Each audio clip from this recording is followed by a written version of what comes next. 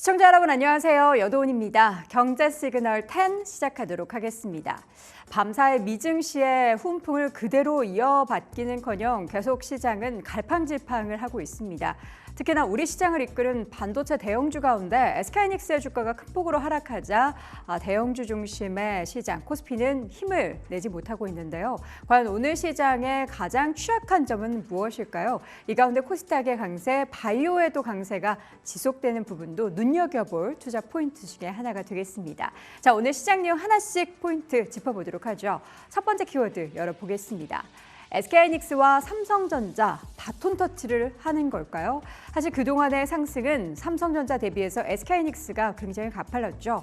그런 데는 이유가 있었습니다. HBM 시장에서 압도적인 1등 자리를 차지하고 있는 SK하이닉스의 펀더멘털에 대한 시장의 긍정적인 분위기가 형성이 됐고 그 때문에 주가는 승승장구를 펼쳐가며 30만 원 선을 돌파를 하기도 했습니다. 그러나 국내에서는 미래에셋증권이 먼저 투자 의견에 대한 하향 조정 그리고 해외에서는 골드만삭스가 투자 의견을 중립으로 하향 조정한 부분이 시장에는 안 좋은 상황으로 연출이 되고 있습니다. 연일 이어지는 하락세가 시장에서 가장 우려되는 부분은 이게 바로 개인 투자자분들이 이제 다시 한번 좀 접근해 볼까 싶은 그런 구간이기 때문인데요. 증권가에서는 목표 주가를 여전히 30만 원 위로 잡고 있습니다. 최근에 나왔던 목표 주가 추이를 한번 볼까요? 국내에서는 가장 높은 목표 주가가 30만 원대 후반까지 나오고 있죠. 보면은 신한투자에서는 38만 원대, 압도적인 수익성으로 경쟁 우위를 증명하고 있다라고 이야기하고 있고요. 가장 낮은 목표 주가도 30만 원 중반대로 삼성과 한국투자 그리고 KB 쪽에서 나왔습니다. 계속해서 내년도에 있어서도 영업 환경이 좋을 것이다라고 전망을 하는데 골드만삭스의 생각은 조금 달랐나 봅니다.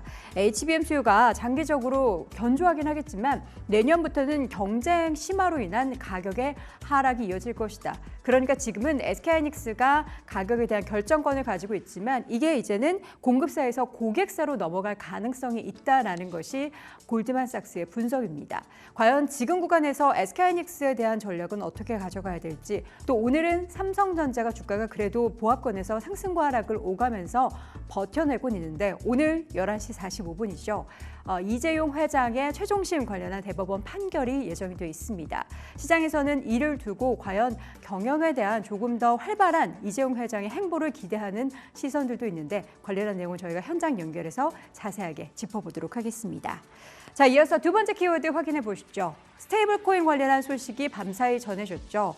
미국에서 이번 주를 크립토 위크라고 지정을 하고 관련한 법안에 대한 통과 기대감을 많이들 가졌습니다. 그러나 한 차례 좀 불발이 되고 나서 하원 의회에서 재심의를 했고 이 부분이 밤새 가결이 됐습니다. 절차 표결 1차 관문을 통과했다라고 하는데요. 트럼프 대통령이 직접 나서서 그 전에 반대표를 내던졌던 12명 중에 11명을 불러서 면대면으로 면담을 해서 결국에는 이 절차 투표 1차 관문을 통과하게 만들었습니다. 대통령의 의중은 이번 주 내로 내가 관련해서 사인을 하게 만들어 달라라는 건데 그 부분들이 과연 시장을 계속해서 받침이 될 것인지 밤사이에 서클이라는 기업은 우리 국내 또 개인 투자자분들이 서학개미 투자자분들이 엄청나게 또 투자를 많이 하는 기업 중에 하나인데 주가가 급등했고요. 국내에서는 좀 엇갈리고 있죠. 카카오의 주가는 반등을 하지만 다른 기업들은 좀 혼조세를 보이고 있습니다. 특히 카카오페이 같은 경우에는 한 증권사에서 이 과도한 스테이블코인 관련한 기대감이 반영이 됐다. 지금 수준에서 기업 가치를 선행해서 당겨서 반영을 했을 때도 주가는 4만 원 선이 적정하다라는 의견을 내놨습니다. 관련한 보고서 함께 볼까요? 관련 보고서는 신한투자증권에서 나온 보고서입니다. 오버슈팅 구간이고 밸류에이션에 대한 재점검이 필요하다라는 거죠. 실적은 2분기에 견조했지만 과열된 밸류에이션으로 인한 주가 상승이 6만 원 이상까지 나왔기 때문에 투자 의견을 중립으로 제시한다라는 겁니다. 그래서 카카오페이의 주가는 오늘자 급락하고 있는데요. 관련한 기대감이 정말 과도해서 더 이상 카카오페이에 대한 기대감을 가져볼 수 없는 건지 스테이블 코인 관련해서는 어떠한 부분은 우리가 지금 기대할 수 있고 관련한 종목을 투자해야 되는지 또 면밀하게 체크해 보도록 하죠. 자, 마지막으로 오늘장 중소형 그리고 비만 치료제 관련한 제약바이오주의 날개가 달렸습니다. 코스피에서 유한양행 등을 비롯한 대형주, 한미약품도 좋고요.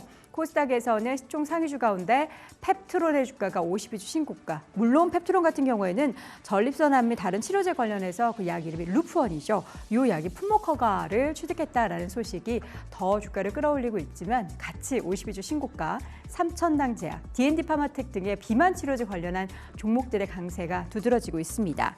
시장에서는 비만 치료제가 단기 테마를 넘어서 구조적으로 재평가를 받고 있고 또 임상 진입 속도가 굉장히 성공의 열쇠다 하면서 바이오주, 비만 치료제 관련한 기대감을 계속해서 가져볼 필요가 있다라는 얘기고요. 그리고 지금 상황에서 일동제약 같은 경우에는 경구용 비만 치료제 개발 속도가 가장 빠르게 나타나고 있는 부분도 부각되면서 오늘장 주가의 급등세가 펼쳐지고 있습니다. 디지털 헬스 그리고 건기식이 융합된 장기적으로 성장성이 돋보이는 분야다라는 평가를 받고 있는 비만 치료제 시장에 있어서 기회는 어떤 기업들이 받을 수 있을까요? 사실 작년 같은 경우에는 비만 치료제 대장주가 올라가면 한꺼번에 오르는 모습들이 보였는데 다시 한번 어게인 2024년도의 흐름이 나타날 수 있을지 관련한 부분도 자세하게 체크해 보겠습니다. 잠시 후 자세한 이야기 함께 나눠보시죠.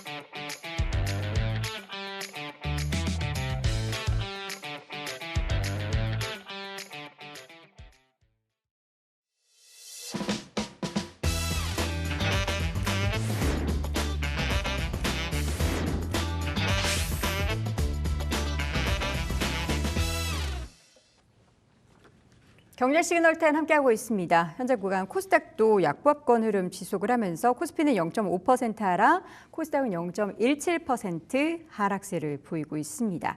자, 오늘 시장 챙겨볼 내용들이 많은데요. 오늘 이 시간 AJ인베스트먼트 이재규 대표와 함께 확인해 보겠습니다. 어서 오십시오. 안녕하세요. 네. 반갑습니다. 자, 오늘 코스피 지수가 어제도 그렇고 오늘도 그렇고 좀 조정을 이어가고 있는데 보니까 SK그룹주가 힘을 제일 못 내고 있습니다.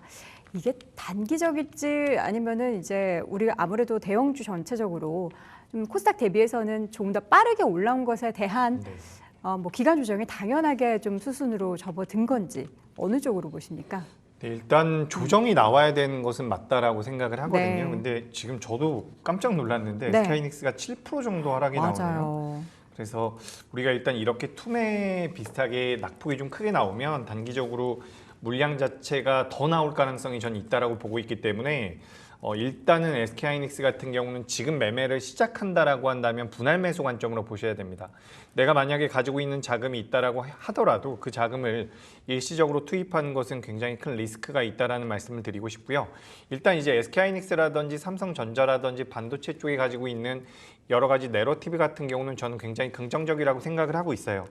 새벽에 ASMR 쪽에서 실적을 내놓으면서 향후 가이던스에 대한 의구심을 좀 이야기를 했는데 내용을 좀 잘 살펴보면 디램 쪽에 대해서는 또 그렇게 나쁜 내용이 나오질 않았거든요. 그런 관점에서 본다라면 이제 업황 자체는 저는 괜찮다라고 보고 있는데 일단 너무 가파르게 올라왔다 보니까 주가가 밀릴 때 좀 그 강도 자체가 강하게 나오지 않고 있나라고 생각이 되고 있습니다. 물론 장 마감되고 나서 혹은 장중에라도 아니라도 외국인들과 기관들의 수급 자체가 SK하이닉스에 어떤 식으로 들어오는지 여부를 우리가 좀 체크를 해봐야 될 것 같고 현재 시점에서는 프로그램 매도가 100만 주 정도 나오고 있거든요. 이런 부분들을 고려해 본다라면 장중에는 저점을 잡기가 쉽지 않을 수도 있어요. 우리가 이제 중소형주들 같은 경우는 장중에 정말 저점을 잡기가 어렵고요. 대형주 같은 경우는 이제 간혹 가다가 저점을 잡아주는 경우가 있는데 일단 그래도 좀 경계는 필요하지 않을까. 내용 자체는 굉장히 좋고 SK하이닉스에 대해서 뭐 제가 모르는 악재가 있나 싶을 정도로 지금 낙폭이 많이 나오고 있는데 일단 뭐 수익이 나는 분들 같은 경우는 일부 챙기시는 것도 좀 필요하지 않을까. 중장기적으로 보시는 게 아니라고 한다면 리스크 관리가 필요하다라는 말씀 드리겠습니다. 알겠습니다. 자, 그러면 키워드를 통해서 시장 내용을 조금 더 들여다보도록 하겠습니다. 오늘 역시나 10가지 키워드를 준비해봤는데요. HBM 단기 과열, 서클 20% 급등, 이더리움 질주, 이재용 회장의 선고 얘기, 파월 해임설, 추격 매수, AI 투자붐, SMR, 바이오헬스 육성까지 들여다보도록 하겠습니다. HBM 얘기 안 할 수가 없습니다. 방금 전에 말씀하셨던 SK하이닉스의 주가, SK하이닉스뿐만 아니라 SK스퀘어의 주가도 지금 구간에서 10%대 급락을 하고 있고요. SK도 지금 7%대 급락을 하고 있습니다.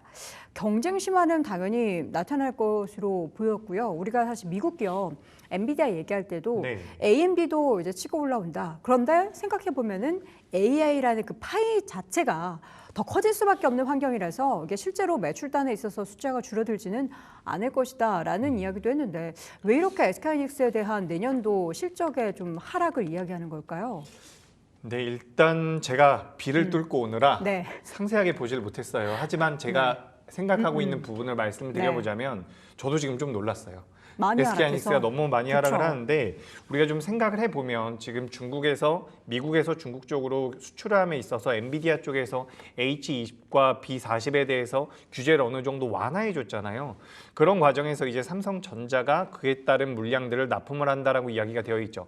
HBM3가 됩니다. 그래서 그 부분들에 대해서 이제 삼성전자가 좋은 모멘텀을 받아가면서 어제 같은 경우 이제 삼성전자가 좋은 주가 흐름이 나왔습니다. 그리고 오늘도 보시면 아시겠지만 SK하이닉스가 많이 밀리고 있음에도 불구하고 삼성전자는 견조하거든요. 그렇다고 보면 지금 이 HBM 쪽에 대한 뭐 퀄테스트 통과라든지 무언가 내용이 돌고 있지 않나라는 생각도 개인적으로 조금은 들고 있는 것 같아요. 그래서 이런 부분들 HBM 쪽에 대한 이슈들이 삼성전자와 SK하이닉스에 어떤 형태로 지금 영향을 미치느냐 이 부분을 좀 체크를 해봐야 될 것 같고 일단 SK하이닉스가 HBM 시장에서 가지고 있는 캐파와 기술력, 그동안 보여줬었던 이런 퍼포먼스를 고려해 본다면 사실 그게 어떤 내용이 된다라고 하더라도 뭐 삼성전자가 엔비디아에 이제 납품을 하기 시작을 했다라는 내용 정도가 나온다라면 이제 SK하이닉스가 그동안 독점적인 구조가 어느 정도 훼손이 되기 때문에 주가가 내려올 수 있다라고 보고 있어요. 하지만 그 내용이 아니라고 한다면 지금 SK하이닉스 같은 경우는 낙폭이 단기적으로 좀 과해 보이긴 합니다. 네. 방금 전 앵커님께서도 말씀을 하셨던 것처럼 엔비디아뿐만 아니라 뭐 AMD라든지 다른 기업들 같은 경우도 HBM 쪽에 대한 수요를 계속해서 자극해 줄 가능성이 높거든요. 그래서 그런 관점에서 본다면 지금 낙폭은 사실상 조금 이해가 되진 않아요. 어떻게 보면 매수의 관점이고 분할 매수의 관점으로 본다라고 한다면 전 기회도 될 수 있을 것 같은데 네. 이 정도로 물량이 나온다라는 것은 무언가 내용이 돈 게 아닌가라고 생각이 들어요. 어떤 내용이 된 거죠? 가장 제가 유력하다라고 표현하기도 어렵고요. 네.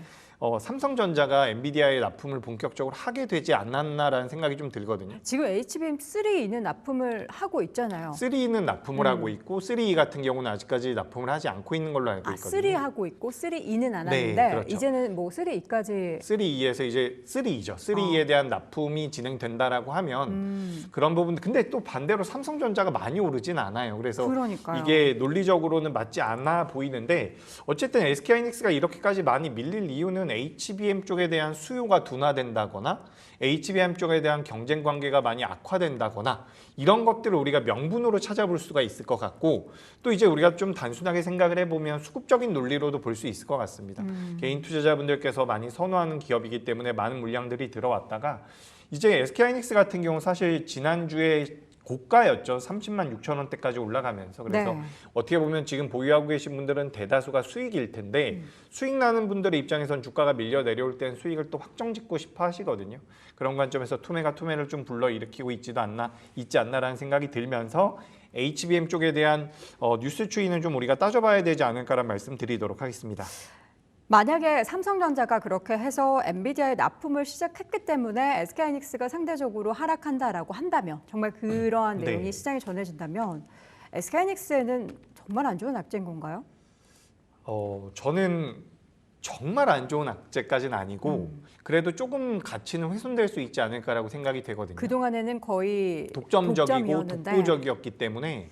근데 사실 이게 지금 어쨌든 완판이 된 걸로 알고 있어요. 그래서 다음 세대 때부터는 이제 SK하이닉스 같은 경우도 좀 경계를 해야 된다라는 분석들이 네. 있었거든요. 근데 지금 만약에 말씀하신 대로 만약에 삼성전자가 정말 퀄테스트 통과가 완벽히 돼서 이제 납품을 한다라는 내용들이 나오면 일단 단기적으로는 그래도 저는 악재가 맞다라고 보고 있습니다. 하지만 뭐 시장에서 그동안 보여줬었던 부분들이 있고 우리가 HBM 쪽에 대해서 좀 간과하고 있는 부분이 우리나라 삼성전자의 시가총액이 400조에 가까운 엄청나게 큰 기업이죠. 근데 이 기업이 1년 동안 따라가고 싶어도 따라가지를 못했었던 분야입니다.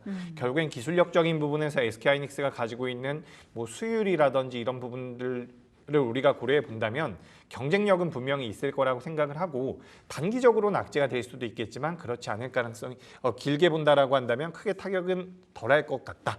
저는 이렇게 좀 말씀드려보도록 하겠습니다. 그렇다면 SK하이닉스에 대한 투자자분들의 스탠스를 어떻게 취해야 되는데 지금 30만 원 선을 돌파했었던 SK하이닉스가 다시 27만 원대로 내려왔는데 이것을 중장기적으로 봤을 때 투자의 기회로 삼아야 되는지 아니면 조금 더 관망을 해서 지켜보셔야 하는지 아니면 지금 구간에서는 오히려 삼성전자가 지금 탄력을 좀 더 받고 있으니까 삼성전자 쪽으로 비중을 좀 늘려야 하는지 그쵸, 머리가 국적이시네요. 참 어려운 질문인데요. 네.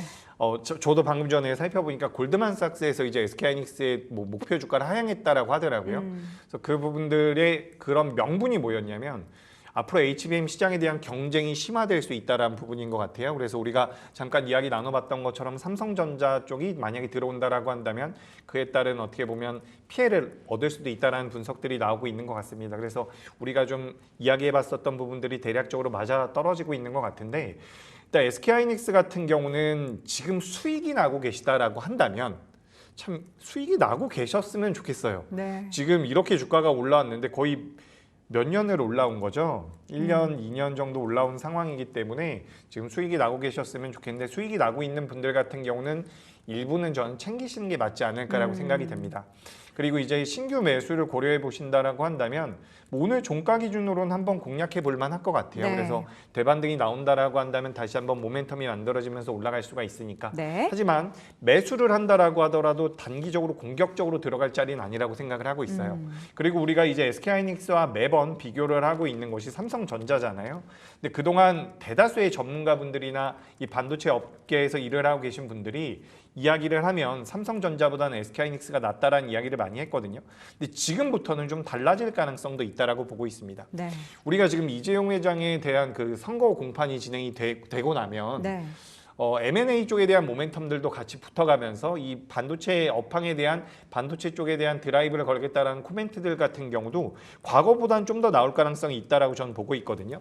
그렇다라고 한다면 지금 삼성전자가 어쨌든 굉장히 저평가까지는 아니고 계속해서 소외가 되고 있었던 부분에서 일단 기본적으로 엔비디아가 중국 쪽으로 수출한다라는 것에 대한 모멘텀을 받을 수가 있겠죠. 그리고 추가적으로 뭐 RTX라고 이야기를 하고 있는 그래픽 카드 쪽에 대해서도 삼성전자가 만들 수 있는 저전력 반도체가 들어가는 걸로 알고 있어요. 네. 그에 따른 모멘텀이 붙을 수가 있고요. 추가적으로 지금 1분기, 2분기 같은 경우도 삼성전자가 만들어낸 전체 영업이익 중에서 절반 정도가 모바일 사업부에서 나왔습니다. 근데 지금 모바일 사업부에서 새로운 기기들을 공개를 했는데 네. 생각보다 굉장히 반응이 좋죠. 그런 관점에서 그렇죠. 본다라면 이제 HBM 쪽과 파운드리 쪽만 어느 정도 해결이 되면 된다라고 보는데 지금 HBM 쪽에 대해서도 어쨌든 뭐 HBM 3까지는 납품이 되고 있는 상황이고 지금 3E 같은 경우도 AMD 쪽으로 납품이 되고 있거든요. 그래서 캐파 자체가 성장한다라고 한다면 그 삼성전자 같은 경우는 메리트가 좀 더 높아질 가능성이 있지 않을까라고 생각이 돼서 SK하이닉스 수익이 나고 계시면 조금 챙겨보시는 거, 신규 매수를 원한다라고 한다면 철저한 분할 매수, 삼성전자의 경우에는 지금도 매수가 가능한 자리라는 의견 드리겠습니다. 네, 자, 알겠습니다. 잠시 후에는 저희가 삼성전자 관련해서 이재용 회장의 그 대법원 선고 관련한 내용을 조금 더 집중 분석해 드릴 예정이니까요. 그쪽에서 또 삼성전자 이야기를 더 다뤄보도록 하겠습니다. 다음 키워드 보시죠. 오늘장 또 바이오주의 급등세가 연출이 되고 있죠. 비만 치료제뿐만 아니라 다양한 바이오 기업들의 강세 나타나고 있는데 바이오 헬스 육성, 제약바이오 쪽에 있어서 투자를 한다. AI를 접목해서 바이오 헬스케어 쪽의 산업을 더 육성하겠다. 이런 발언이 나오면서 관련한 기업들이 오른다. 요거 맞나요? 이렇게 네. 연결이 되나요? 네, 뭐 의미는 있죠. 귀에 오면 귀걸이, 코에 오면 코걸이 뭐 약간 네, 이런 식인 그런 것 것 같기도 같습니다. 하고요. 네. 앵커님께서 말씀하신 대로 요즘에 어쨌든 뉴스들이 굉장히 많이 쏟아지고 있죠. 네. 그래서 저도 그런 뉴스들을 계속해서 체크하느라 정신이 없는데 사실 우리가 큰 흐름 자체는 뉴스 하나로 바뀌진 않습니다. 네. 그렇기 때문에 저도 이제 투자하시는 분들을 가끔씩 강연회라든지 좀 만나보면 어떤 이슈와 모멘텀을 가지고 주가에 영향을 미치지 않느냐라는 말씀들을 많이 하시는데 네. 사실 가장 중요한 것은 이 업황 자체가 어떻게 될 것인지, 업종 자체의 성장성에 대한 부분들이라든지 넘버, 숫자가 찍히는지 부분에 대해서 저는 체크가 필요하다고 보고 있거든요. 근데 오늘 새벽에 마감된 어젯밤에 미국에서 PPI가 발표가 됐고요. 네. 그 전날 같은 경우는 CPI가 발표가 됐죠. 근데 이런 내용들이 나오면서 지표가 나오면서 시장에서 많이 언급이 됐었던 부분이 뭐냐면 금리 인하가 물 건너갈 수도 있다. 금리 인하에 대해서 금리 인하를 바로 해야 된다라는 코멘트가 나오진 않았거든요. 그러니까 금리 인하가 지연될 수 있다, 수년될 수 있다라는 식의 코멘트가 나왔고 분석이 나왔는데 그런 부분들이 어떻게 보면 제약바이오 쪽에는 악재로 작용을 할 수가 있습니다. 근데 어제 같은 경우 알테오젠이 올라왔죠. 그러니까 어제 제약바이오 쪽에 대한 어떻게 보면 악재가 있었음에도 불구하고 제약바이오가 하반 경직을 보이면서 반등을 줬다라는 것은 제약바이오 업종 자체가 악재에는 둔감해지고 있다는 부분이라고 저는 생각을 하고 있습니다. 추가적으로 지금 코스피 같은 경우는 반도체가 어느 정도 조정을 받는 구간이고 조정을 받는다라고 친다면 그동안 상대적으로 강했던 게 코스피고요. 상대적으로 약했던 게 코스닥이라고 한다면 코스닥과 코스피가 어느 정도 키 맞추기 장세에 들어갈 경우에는 제약바이오가 올라올 가능성이 높다라는 분석을 우리가 할 수가 있어요. 그런 관점에서 본다면 악재가 나왔음에도 불구하고 제약바이오가 잘 버텨주고 있다는 것은 업종과 업황에 대한 기대감도 분명히 있겠지만 추가적으로 주가 흐름 자체는 좋을 가능성이 높다라는 것을 저는 어제부터 증명을 해줬다라고 생각을 하고 있습니다. 네. 물론 엊그제도 좋았어요. 그러니까 엊그제 제약바이오가 좋았음에도 불구하고 좋았고요. 그리고 어제 밀렸어야 되는데 또 버텨줬거든요. 네. 그런 관점에서 본다면 이제 매매의 관점으로 봤을 때 제약바이오는 굉장히 매력적이지 않나라고 생각이 되고 있고 추가적으로 이제 트럼프가 제약바이오 쪽에 대해서도 관세를 부과하겠다라는 이야기를 했는데 유예 기간을 계속해서 주고 있잖아요. 1년 정도. 그래서 그런 관점에서 우리나라 기업들이 어떻게 보면 수혜를 다시 한번 받을 수도 있다라는 분석들이 나오고 있기 때문에 제약바이오 같은 경우는 일단 업종 자체가 굉장히 좋은 자리에 놓여 있다. 그 부분을 말씀드리고 싶고요. 그러니까 악재에 둔감하다라는 부분 그리고 추가적으로 우리나라에서도 제약바이오 투자를 늘려가겠다라는 부분들이 좀 부각이 되고 있는 것 같습니다. 그리고 AI 디지털 헬스케어 구축이라고 되어 있는데 저 부분 같은 경우는 어떻게 보면 의료 AI 쪽에 대한 모멘텀이 될 수는 있을 것 같아요. 다만 당장 관련되어 있는 종목군들의 변동성이 나오진 않고 있기 때문에 이런 부분들 체크해 보시면서 그냥 제약바이오가 좀 더 좋다라는 의견 드리겠습니다. 제약바이오 안에서 오늘 유독 비만 치료제가 좋은 거는 뭐 이유가 있을까요? 물론 뭐 경구용 치료제 얘기도 있고 펩트로는 뭐 개별적인 다른 이슈도 있고 한데 유독 제약바이오주가 굉장히 강해요. 그죠? 제약바이오주가 아니라 비만 치료제가 엄청 강해요. 요즘에 굉장히 뜨겁죠. 우리가 알테오젠 네. 그리고 뭐 보로노이, 리가켄바이오, ABL바이오 같은 기업들을 많이 이야기를 했었는데 네. 요즘에 이제 D&D 파마텍이 다시 들어오고 있더라고요. D&D 파마텍과 그리고 펩트론. 네. 요 기업들이 이제 그 일동제약도 마찬가지고요. 이 비만 치료제 쪽으로 시장에서 부각이 좀 되고 있는데 이 비만 치료제 쪽에 대해서도 뭐 바이오시밀러를 만들어주겠다라는 이야기들도 나오고 있고요. 여러 가지 모멘텀들이 있는데 기본적으로 제약바이오 쪽에서 비만 쪽을 봐야 되는 이유는 비만 치료를 하게 되면 그와 관련된 합병증들을 전부 다 막을 수 있다는 장점이 있거든요. 네. 그리고 그렇기 때문에 우리가 비만 쪽 같은 경우는 굉장히 큰 메리트가 있다라는 말씀을 드리고 싶고 우리가 그러니까 예를 들어서 신약 개발이라든지 항암제 치료, 항암 치료 쪽에 관련되어 있는 기업들 같은 경우는 그 시장 자체의 캐파가 좀 작을 수 있다라고 저는 보고 있어요. 그러니까 비만을 치료함으로써 합병증들을 전부 다 예방할 수 있다면 비만 치료를 통해 가지고 우리가 얻을 수 있는 여러 가지 건강에 관련되어 있는 이점이 있기 때문에 전 비만 치료 쪽은 계속해서 봐야 된다라고 생각을 하고 있고, 예전에 이제 주사제에서 뭐 경구용 치료제, 그러니까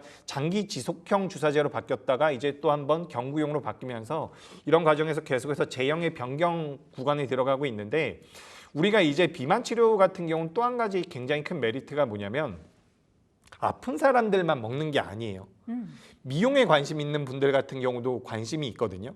그렇기 때문에 캐파 자체가 굉장히 클 수가 있다라는 거죠. 그래서 뭐 저는 지금 시장에서 비만 치료제가 관심을 많이 받고 있어서 주가의 변동성도 잘 나오고 있지만, 추가적으로 가장 매력적인 소테마가 아닐까라는 의견까지 드려보도록 하겠습니다. 알겠습니다. 비만 치료제 이야기를 쭉 드렸는데, 그러면 제약바이오주를 통틀어서 봤을 때 이재구 대표님이 보시는 탑픽은 뭘까요?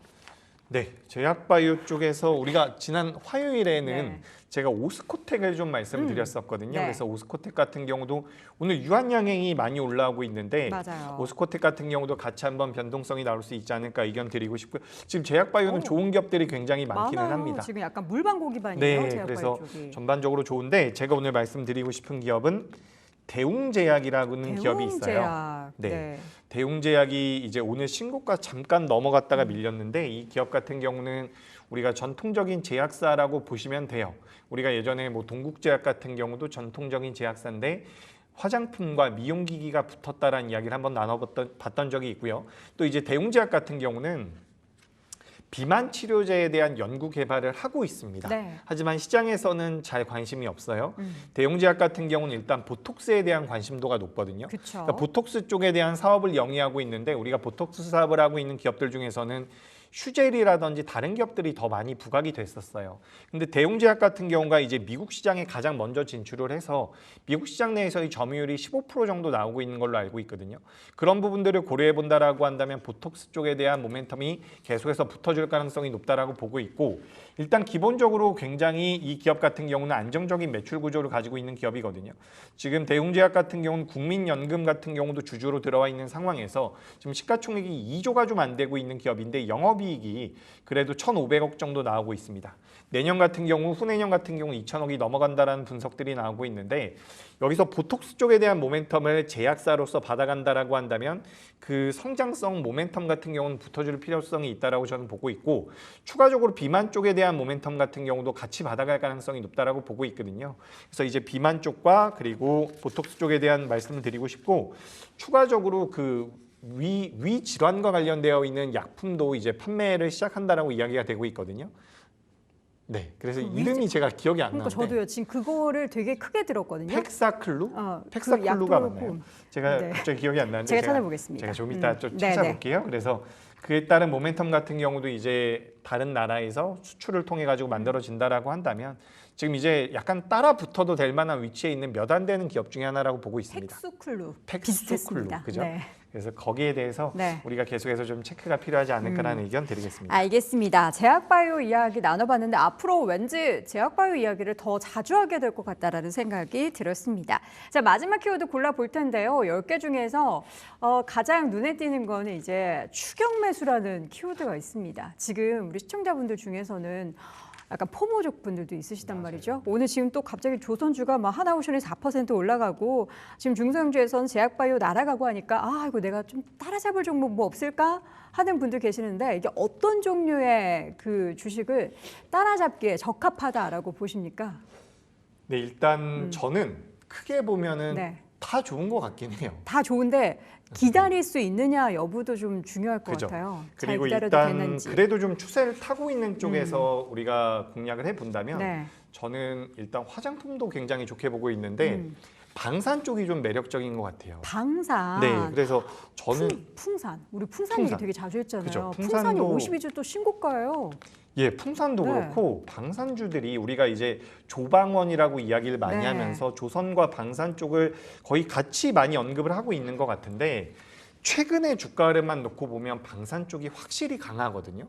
그래서 왜 그럴까라고 생각을 해봤는데 조선 쪽 같은 경우는 어쨌든 상반기 때 발주량이 많이 줄었다라는 부분들이 실적적인 부분에 대해서 향후에 그 부분이 반영이 된다라고 한다면 약간의 부담을 느끼고 있는 것 같고 방산 쪽 같은 경우는 성장 모멘텀이 계속해서 만들어지고 있거든요. 그러니까 우리가 계속해서 이야기했었던 부분들이 나토에서 뭐 GDP 대비 방위비를 3%까지 올리겠다, 5%까지 올리겠다라는 이야기들이 나오고 있는데 이게 어느 정도 수치인지 감이 잘 안 오실 것 같아요. 네. 그러니까 우리가 3%에서 5%까지 올린다라고 했을 때 시장의 캐파가 약 20조 정도 커진다라고 하거든요. 근데 이거를 좀 다르게 제가 설명을 드려보자면 방산 시장 자체가 연간 성장률이 7%에서 9% 정도 나올 것이다라는 분석이 있습니다. 근데 이게 냉전 시대 이후로 가장 높은 성장률이라고 해요. 그러니까 실제로 성장률이 굉장히 가파르게 진행이 되고 있다는 부분이고 또 중동 쪽 같은 경우도 약 80조 규모의 시장이 만들어질 것이다라고 이야기가 되고 있는데 네. 이런 과정에서 우리나라 기업들이 지금 뭘 하고 있느냐? 수출만 하고 있는 게 아니라 현지화 전략을 취하고 있죠. 현지화 전략을 취한다라는 것에 대한 가장 큰 메리트가 뭐냐면 지금 유럽 국가들 같은 경우도 방산 무기들을 사오면서 이 기술력을 좀 배워오고 싶은 거예요. 근데 이 무기를 판매하고 있는 국가가 대표적으로 어디가 있습니까? 미국이나 네. 뭐 독일 정도가 있겠죠. 근데 미국이나 독일 같은 경우는 기술에 대해서 공유를 안 해준다라고 해요. 그렇기 때문에 우리나라 같은 경우는 거기에 대해서 좀 더 유연하게 대응을 해주고 있다라고 하거든요. 그렇다라고 한다면 유럽 시장과 그리고 중동 시장에서의 캐파 확장이 진행될 가능성이 굉장히 높고 네. 그런 관점에서 본다면 방산주들 같은 경우는 상승 여력이 좀 더 있지 않을까라고 생각이 됩니다. 그러니까 조선이랑 좀 달라요. 왜냐하면 조선은 원래 우리나라가 제일 잘했어요. 네. 그죠? 근데 방산은 2021년도 이전만 하더라도 우리나라 기업들의 매출 중에서 수출 비중이 10%밖에 안 됐습니다. 오. 근데 이제 2023년도 4년도 들어오면서 수출 비중이 늘어난 건데 어떻게 보면은 성장성만 놓고 본다면 뭐 조선 쪽 같은 경우도 LNG라든지 여러 가지 성장성이 있겠지만 방산 쪽이 조금 더 앞서 나가지 않나라고 생각이 돼서 전 방산 쪽에 대해서는 우리가 어느 정도 추격 매수도 한번 고려해 볼 수 있지 않을까 이렇게 말씀드려보도록 하겠습니다. 그런 측면에서 어떻게 뭐 대형주를 탑픽으로 보시나요? 아니면 지금 시점에서 어떤 종목을 추격 매수의 관점으로 본다면 어떤 종목이 적절할까요? 이게 추격 매수란 단어가 참 무섭네요. 마치 그죠? 당장 매수 버튼을 네. 눌러야 될 것 같아가지고 안 됩니다. 그렇게 하지 그건 마시고요. 아니고요. 지켜볼 만한 종목이다. 천천히 좀 보셨으면 좋겠다라고 생각이 되는 기업이 코츠 테크놀로지라는 기업이 있어요. 자주 언급하셨고 우상향 계속 그려내고 있습니다. 그래서 이 기업 제가 오늘 뭐 자료도 준비를 했는데 자료가 잘 안 보이네요. 찾아지지가 않아가지고 네, 말씀드려보자면 이 기업은 LIG 넥손과 한화 시스템과 그리고 현대 로템에 대해서 매출이 나오고 있어요. 그러니까 코츠 테크놀로지라는 기업은 전체 매출 중에서 20% 정도가 뭐 LIG 넥선에 대해서 나오고 있고요. 또 현대 로템에 대해서 나오고 있고요. 이런 식으로 우리나라 대형 방산주들을 고객으로 가지고 있습니다. 그렇기 때문에 대형 방산주들의 실적이 좋아지고 지금 이제 2분기 실적 시즌에 들어가면서 실적 쪽에 대한 메리트가 부여될 만한 대형주들의 주가 흐름이 좋다라고 한다면 견조하다라고 한다면 코츠 테크놀로지 같은 경우도 주가 흐름이 좋아질 가능성이 전 높다라고 보고 있거든요. 그리고 최근에는 어떻게 된 게 코츠 테크놀로지와 제가 세 가지 기업을 보고 있습니다. 작은 기업들 중에서는 한 가지는 코츠 테크놀로지고요. 한 가지는 i3 시스템이라는 기업이고요. 또 한 가지 기업 같은 경우는 퍼스텍이라는 기업인데 이 세 기업을 제가 잠깐 차트를 보여드릴게요. 지금 코츠 테크놀로지라는 기업 같은 경우는 화면에 이렇게 좀 나오고 있죠. 우상향을 만들어가고 있고요. i3 시스템 같은 경우도 우상향 만들어가고 있고요. 퍼스텍 같은 경우도 우상향을 만들어가고 있거든요. 그러니까 지금 중소형 방산주들 같은 경우는 대형 방산주들에 비해서 상대적으로 못 올라왔다라고 생각을 하고 있기 때문에 대형 방산주들이 완전히 꺾여서 빠지지 않는 이상 시세가 한 번 정도는 나올 수 있다라고 생각을 하고 있습니다. 그래서 저는 이게 이제 무기를 만드는 데 있어서 무기의 머리 역할을 해줄 수 있는 인베디드 소프트웨어와 관련되어 있는 매출을 만들어내는 기업이라고 보시면 좋을 것 같거든요. 네. 그래서 뭐 무기가 엄청 튼튼해도 머리가 멍청하면 안 되잖아요. 그러니까 머리 역할을 해줄 수 있는 그런 소프트웨어를 만드는 회사라고 보시면 좋을 것 같고 네. 우리나라 기업들에 대한 해외 매출이 늘어나면 늘어날수록 그에 따른 수혜를 받을 수 있는 기업이라는 말씀 드리겠습니다. 네. 코츠 테크놀로지 추격 매수할 종목이다라고 공격적인 키워드가 쓰여지긴 했지만 계속해서 우상향을 좀 기대하는 그런 긍정적인 전망을 가질 수 있는 기업이다라는 점에 있어서 있어서는 동의, 지금 바로 매수 버튼은 아니다, 좀 지켜보다라는 말씀을 전해드리겠습니다. 자, 오늘의 그러면 이재규 대표의 탑픽 종목 마지막으로 들어보도록 할까요? 네, 저는 오늘 오랜만에 반도체 종목 중에서 솔브레인을 가져왔습니다. 솔브레인. 어떻게 보면 약간 잊혀졌던 기업인데 네.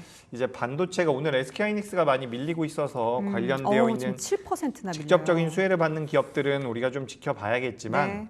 지금 솔브레인 같은 경우는 그런 와중에도 잘 버텨주고 있거든요.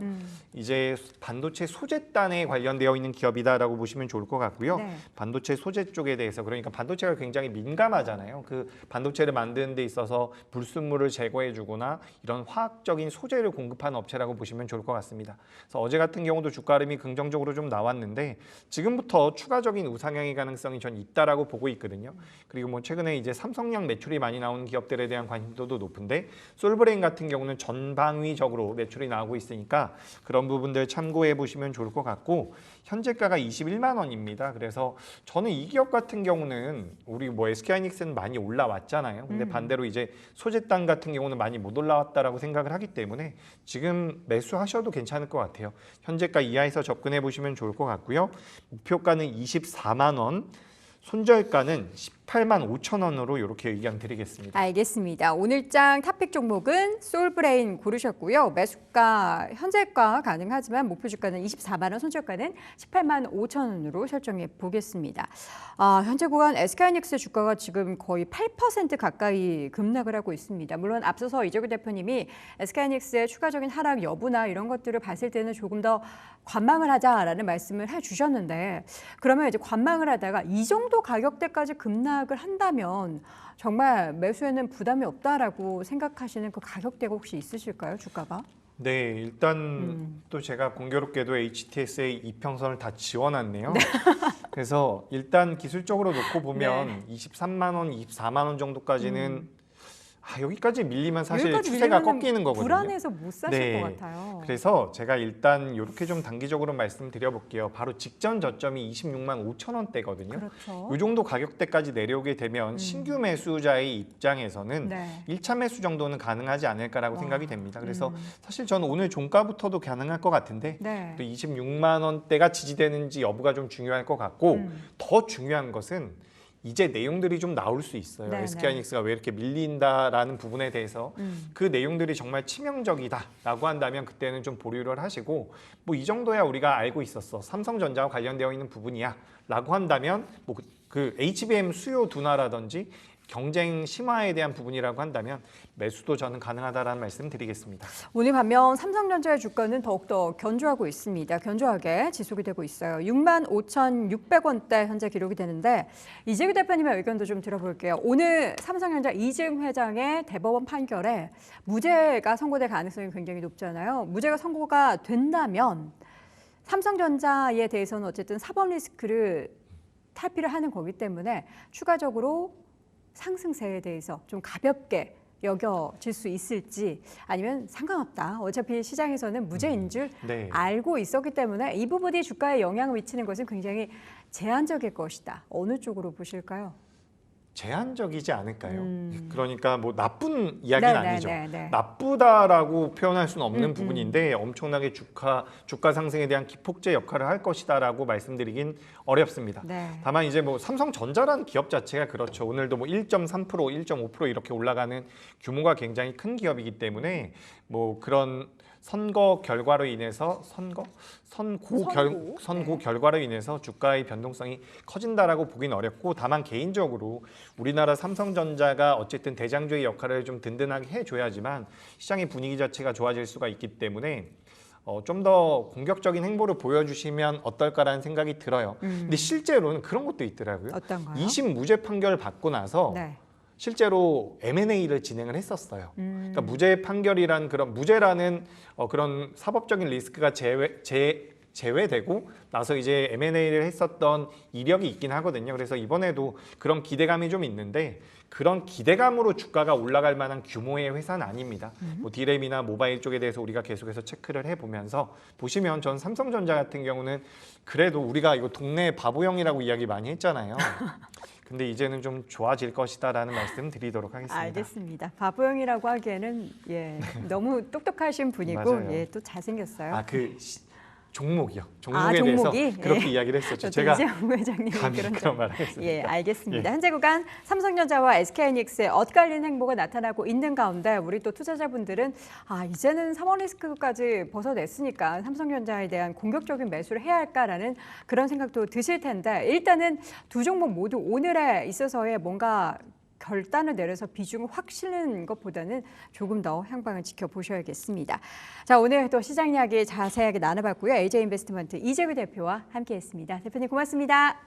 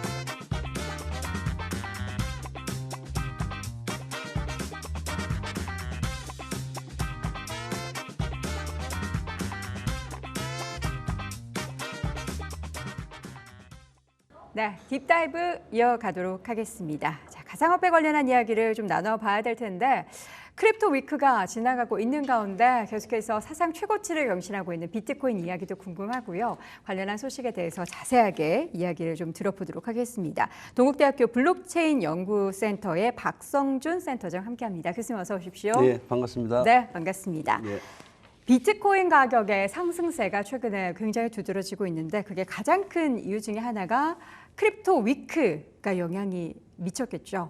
밤사이에 트럼프 대통령이 11명 이렇게 불러다가 오케이 해, 사인해 이런 모습이 그려졌어요. 그렇죠. 밤사이 있었던 이슈에 대해서 일단 좀 들어볼까요? 네, 일단 그 비트코인 가격이 상승을 하는 거는 이제 자연스러운 현상이고요. 네. 제가 이제 차근차근 말씀드리겠는데 사실 시장에서 이번에 코인 3법이라고 얘기하는 거에 대한 기대가 좀 있었죠. 그래서 이제 크립토 위크라고 얘기했는데 사실 이제 어제인가 부결됐습니다. 일단 그 시장에서 약간의 실망감을 줬는데 이 부결의 의미는 제가 볼 때는 어떤 미국의 그 비트코인 전략 자산화라든지 친암호화폐 정책의 어떤 수정을 의미하는 건 아니고요. 네. 절차상의 문제 때문이기 때문에 시장에서의 그 기대감은 물론 이제 좀 떨어졌지만 네. 그렇다고 큰 시장의 영향을 크게 크지는 않을 것 같고요. 현재 가장 크게 생각하는 이제 세 가지가 첫째는 이제 그 이거를 이제 세 가지 법이 있는데 네. 그게 이제 지니어스 법을 포함한 두 가지 코인 3법이 있는데 이걸 이제 단독 법안으로 투표를 할 것이냐 아니면 패키지로 할 것이냐는 게 첫 번째 문제였고요. 첫 번째 의견 충돌이 있었고 네. 두 번째는 뭐냐면은 그 NT CBDC 법안이라고 보통 얘기하는데 디지털 법정화폐를 금지하는 법안. 예, 근데 그게 사실은 보면 아주 명시적으로 강하게 돼 있지 않다고 좀 더 이제 강경한 측에서 반대를 한 거죠. 좀 더 이제 구체적으로 명시시켜 달라는 게 좀 있었고요. 네. 그다음에 세 번째는 이제 지니어스 법 같은 경우는 상원에서 통과했지만 다른 법들은 아직 상원 통과를 거치지 않았습니다. 그러다 보니까 이 절차상에 좀 문제가 생겨서 이번에 통과를 시킨다 했을 때 상원에서 혹시 뭐 일정을 지연한다든지 거부할 수 있는 그런 것 때문에 가장 크게 세 가지 때문에 일단은 절차상에 좀 문제가 있을 것 같아서 부결했기 때문에 네. 정책적인 문제는 아니라고 저는 봅니다. 그래서 큰 영향, 물론 이제 단기적으로 약간의 그 하락은 있을 수 있겠지만 큰 영향은 없을 거라고 저는 생각하고 있습니다. 네. 예. 비트코인도 최근에 강세를 보였지만 가상자산 시장에 있어서의 다시 한번 뭔가 레벨업이 나타나고 있다는 건 이더리움을 비롯한 알트코인 시장에서도 지금 포착이 되고 있습니다. 그렇죠. 예. 최근에 보면은 비트코인을 비축하겠다라는 회사들이 굉장히 많잖아요, 미국에는. 근데 여기에 더해서 이더리움의 비축 이야기도 많이 나오더라고요. 예. 제가 볼 때는 이제 저는 이제 알트코인이란 말을 이제 싫어한다고 항상 얘기를 했거든요. 아, 그래요? 예. 우리 예를 들어 가지고 뭐 금이 있으면 네. 현재 자산 생태계에 보면 금이 있으면 금만 있는 게 아니잖아요. 네. 은도 있고 뭐 동도 동도 있고 뭐 있고. 그런. 네. 근데 그 전부를 해서 뭐 알트금 이러진 않지 않습니까? 그렇죠. 예, 그래서 저는 각각의 독립적인 생태계고요. 아. 그중에 이제 비트코인이 어떤 대표적인 상징성을 가지는 거는 맞지만 비트코인 외에 다른 또 다른 이제 코인들도 굉장히 우리가 주목해야 될 것들이 많다고 보고 있는데 네. 그중에 이제 대표적인 것이 이제 이더리움이죠. 사실 저는 비트코인보다는 이더리움을 더 좋아하는 사람이거든요. 이더리움을 더 좋아하시는 예, 이유가 있을까요? 예, 비트코인은 사실은 특정 목표를 가진 하나의 P2P 암호화폐 시스템일 뿐이고요. 우리가 이제 결국은 뭐냐면 이제 세상이 지금 현재 이제 중앙 집중 세상에서 네. 탈중앙화 세상으로 이제 넘어가는 이제 과정인데 이더리움이 바로 그 탈중앙화 세상을 넘어가는 일종의 플랫폼 역할을 해주는 제너럴 플랫폼입니다. 그래서 비트코인하고는 전혀 차원이 틀리기 때문에 사실 우리가 학술적으로도 그렇고 시장에서도 네. 비트코인은 하나의 이제 금처럼 관심을 가지는 거는 당연한 거지만 우리가 이제 서비스라든지 네. 이런 이제 미래 세상을 봤을 때는 이더리움에 관심을 더 갖는 게 맞을 것 같고요. 제가 볼 때는 이제 비트코인 이후에 가장 첫 번째로 이제 주목받아야 될 거는 이더리움이라고 생각을 하고 있고요. 물론 그 중에 이제 리플, 금융 결제망하는 리플도 있고 뭐 속도라든지 여러 가지 측면에서 솔라나도 있고 몇 가지가 있는 게 아마 차근차근히 이제 시장에서의 뭐 현물 ETF 승인뿐만 아니라 네. 아마 차근차근히 이제 시장에서 이제 반응이 될 거라고 저는 보고 있습니다. 이더리움 같은 경우에는 사실 비트코인이 엄청난 급등을 보일 때 못 올랐어요. 예, 예. 가장 가격이 오르지 못했던 큰 이유는 뭐라고 그게 보세요? 이제 저는 두 가지로 보고 있습니다. 첫째는 뭐냐면 재단에서의 이제 약간의 갈등이 좀 있었습니다. 그 이더리움 내부적으로 이더리움 내부 재단에서 갈등이 이제 있었습니까? 이더리움의 비전을 목표하고 비전을 어떻게 보느냐는 네네. 문제가 하나 있었고, 그다음에 이더리움이 처음에 우리한테 약속했던 그 기술 로드맵에 네. 약간의 좀 차질이 생겨서 속도가 좀 늦어지고 있었고요. 네. 그런데 이번에 이제 이더리움의 창시자 이제 부탈린이 이제 새로운 로드맵을 제안을 했고 그게 현실적으로 차근차근 진행되는 것이 이제 눈에 보이기 때문에 네. 이제 이더리움에 대한 관심도가 이제 또 커지기 시작하는 거죠.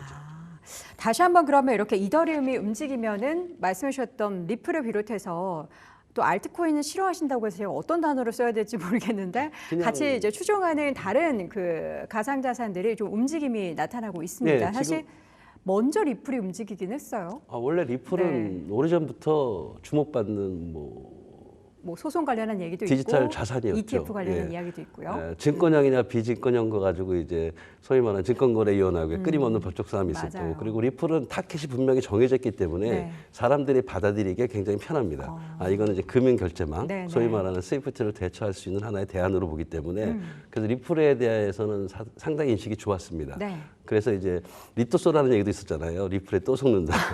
그래서 이제 리또속. 예, 리또속이라는 게 있었는데 그게 뭐냐면 리플에 대한 어떤 실용성이나 활용성이 커지는 찰나에 네. 이제 증권거래위원회하고의 증권형이냐 증권형이냐 아니냐에 따른 싸움 이런 것들이 계속 이제 딜레이되고 있는 과정이었죠. 그래서 네.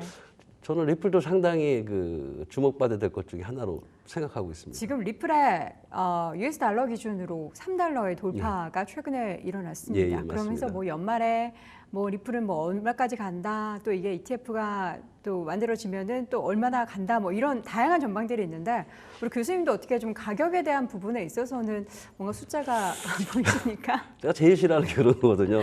가격 당연히 예측을 싫어하시겠죠? 할 예. 말씀을 드리는데 제가 이제 경제적인 어떤 가격 예측에 대한 모델은 제 머릿속에 사실 없습니다. 저는 이제 큰 틀에서 봤을 때는 네네. 분명히 상승 곡선을 탈 수 있는 그리고 상승 곡선이 우상향을 할 수 있는 암호화폐 중에 들어와 있는 그러한 이제 암호화폐라는 거는 저는 분명히 말씀드립니다. 예.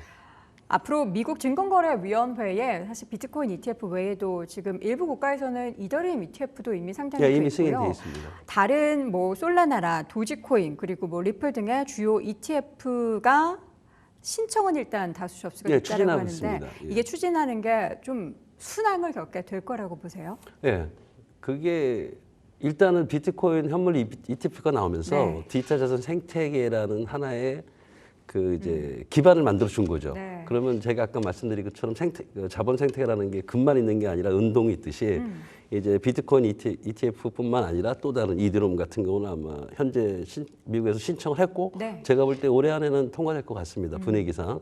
그다음에 이제 리플이라든지 아까 말씀하신 네. 솔라나 그다음에 톤이라는 것도 있고요.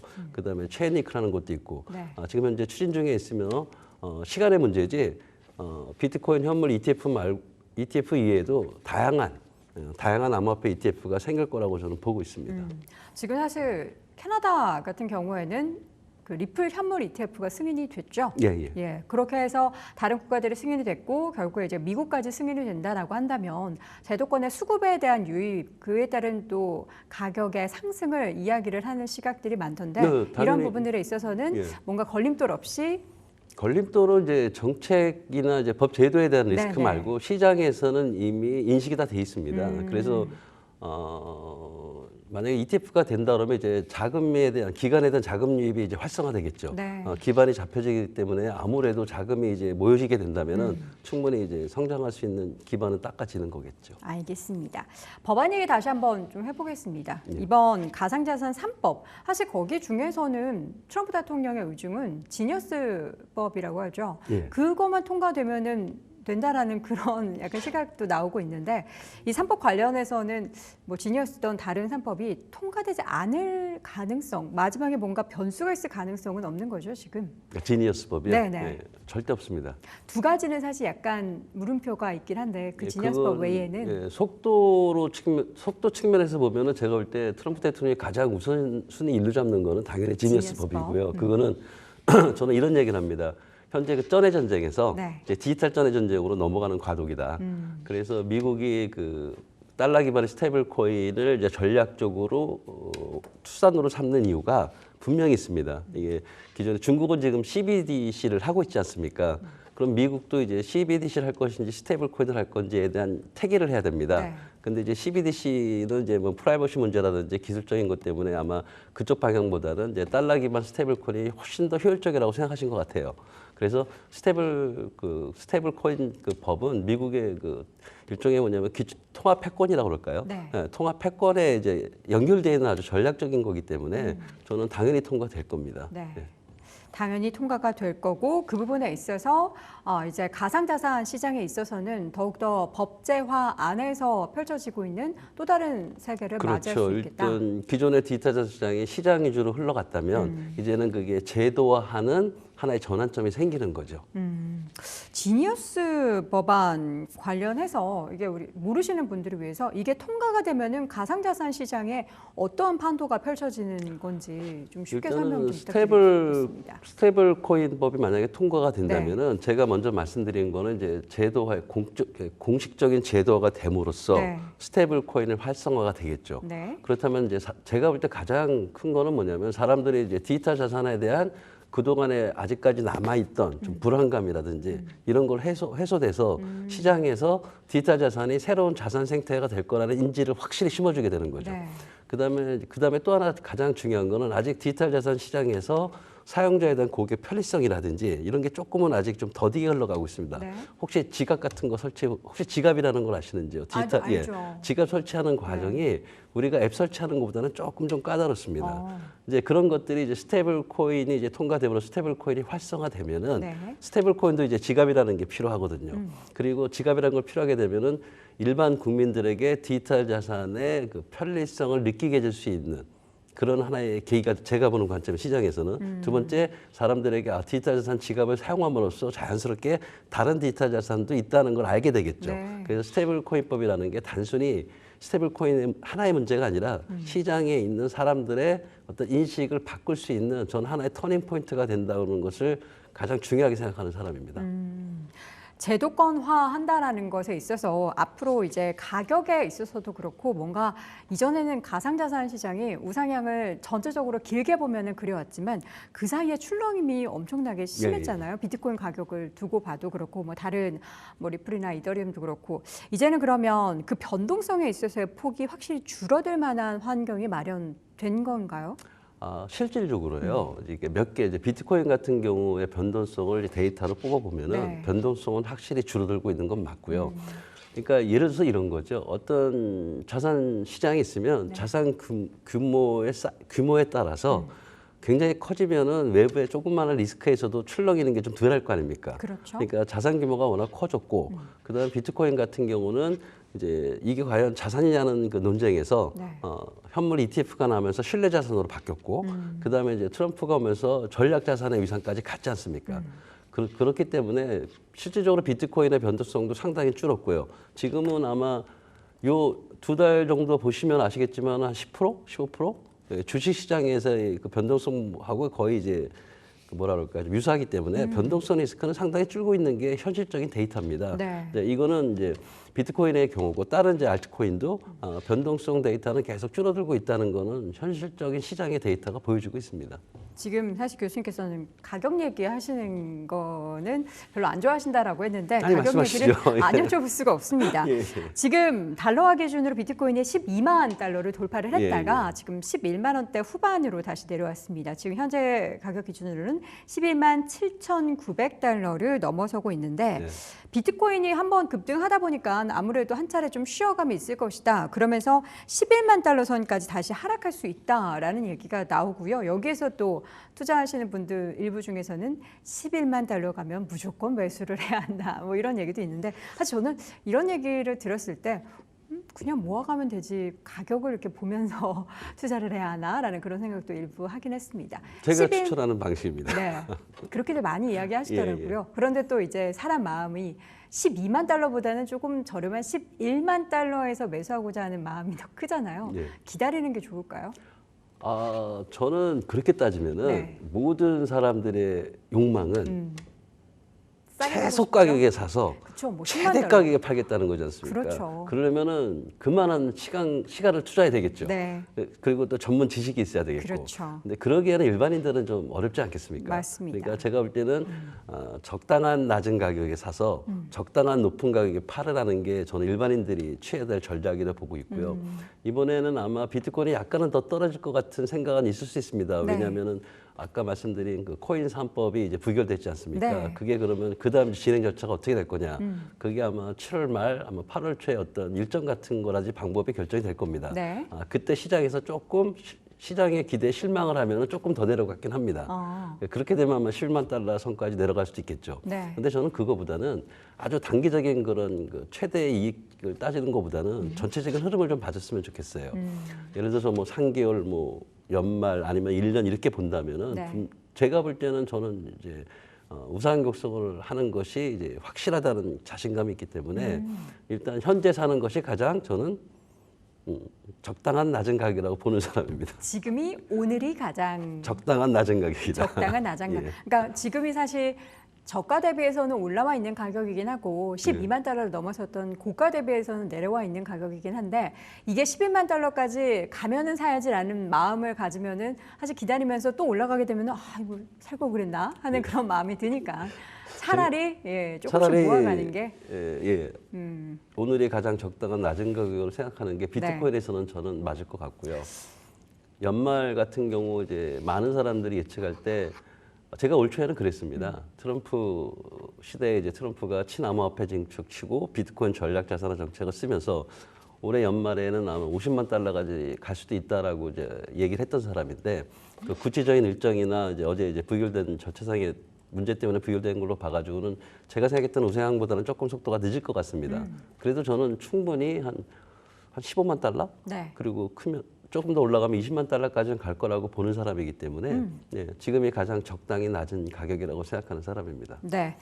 올해 목표가 지금 12만 달러 돌파하고 나서는 그 다음 목표가가 15만 달러를 갈 것이다라는 전망이 많이 나오고 있어요. 이렇게 15만 달러라는 숫자가 나온 배경이 있을까요? 여러 가지가 있습니다. 제가 가장 크게 생각하는 일단 그 비트코인 전략 자산화 정책이 이제 하나씩 구체적으로 실행되고 있다는 겁니다. 네. 예를 들어서 이제 일종의 이제 준비금으로 이제 비트코인을 선택할 거라는 거에 대한 문제가 있는데 지금 연방정부 차원은 아니지만은 네. 주정부 차원에서는 이미 5개 주정부가 비트코인을 준비금으로 채택한다는 거에 대한 법안이 통과가 돼 있습니다. 그게 이제 제가 하는 말은 한 5천억, 주마다 한 5천억 달러 수준인데 그 말은 뭐냐면 이제 수요가 늘어나는 거죠. 그리고 아까 말씀하신 것처럼 이제 대형 금융기관들이나 일반 기관들이 이제 비트코인을 매수하겠다는 이제 정책을 피고 있습니다. 이거는 이제 수요가 폭발하겠죠. 그래서 저는 그 정도는 굉장히 합리적이라고 저는 생각을 합니다. 네. 15만 달러는 합리적이다. 합리적이다. 예. 그러면 그 다음 단계는 어디예요? 제가 말씀드린 것처럼 저는 그 어떤 분들은 굉장히 그런 말씀을 많이 하세요.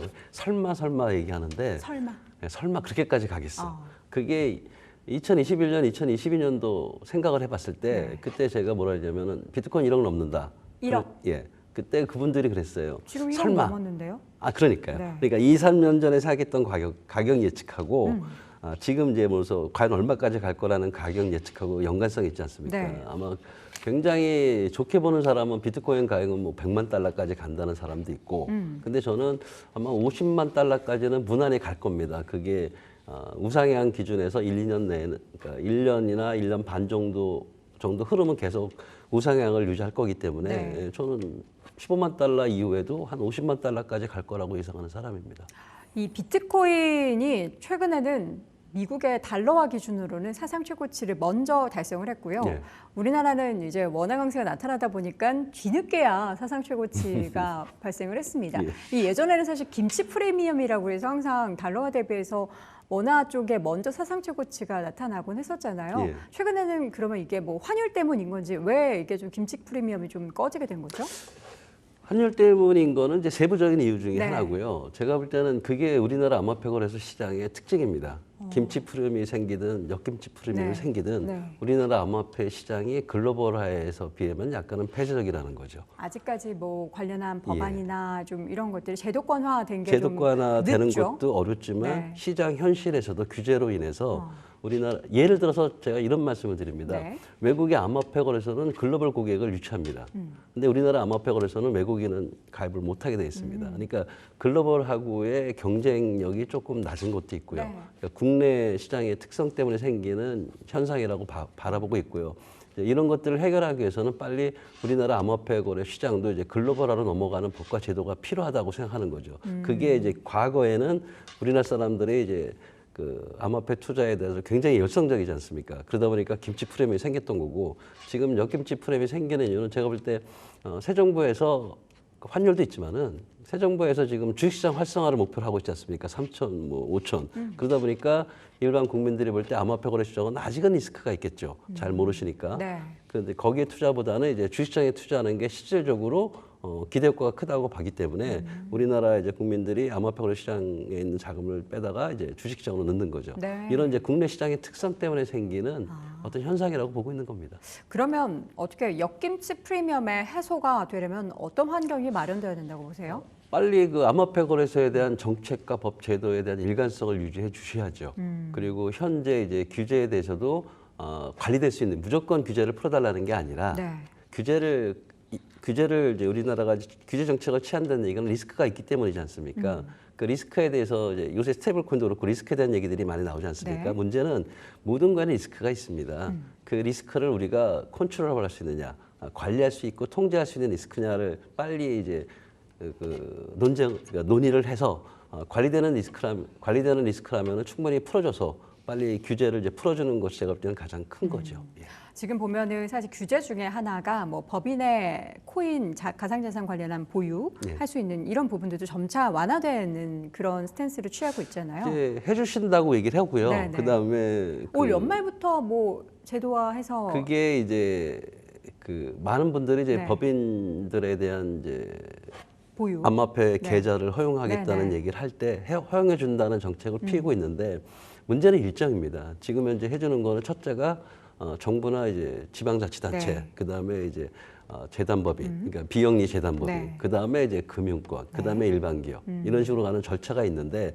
과연 그 시장이 활성화되려면은 일반 법인들도 이제 암호화폐 시장에 들어갈 수 있어야 되는데 그게 언제쯤이냐는 문제가 하나가 있는 시기적으로? 거고요. 예, 그다음에 또 하나가 이번에 좋은 소식 하나는 원래 우리나라가 암호화폐 사업들을 벤처 인증받는 게 불가능한 경우가 있었습니다. 네. 근데 이제 일주일 전인가 이제 그거를 이제 벤처 기업 할 수 있는 그 대상으로 이제 이제 허용한다고 얘기를 하시더라고요. 네. 그럼 그게 이제 언제 될 거냐? 이런 규제들이 이제 하나씩 풀겠다는 말씀들은 하시는데 문제는 이제 속도죠. 과연 그게 언제일 거냐. 그래서 저는 좀 이미 그 허용을 하시는 정책을 폈다면은 좀 빨리 좀 했으면 하는 게 저희 시장에서의 바람이라고 생각합니다. 이런 것들이 빨리 이루어지게 된다면 뭔가 안정적인 또 수급의 유입에 대한 기대감도 가져볼 수 있겠군요. 그리고 우리나라 암호화폐 거래소 시장의 위상이 달라지겠죠. 예. 국내에서도 스테이블코인 원화 베이스로 한 스테이블코인 이야기가 굉장히 뜨겁습니다.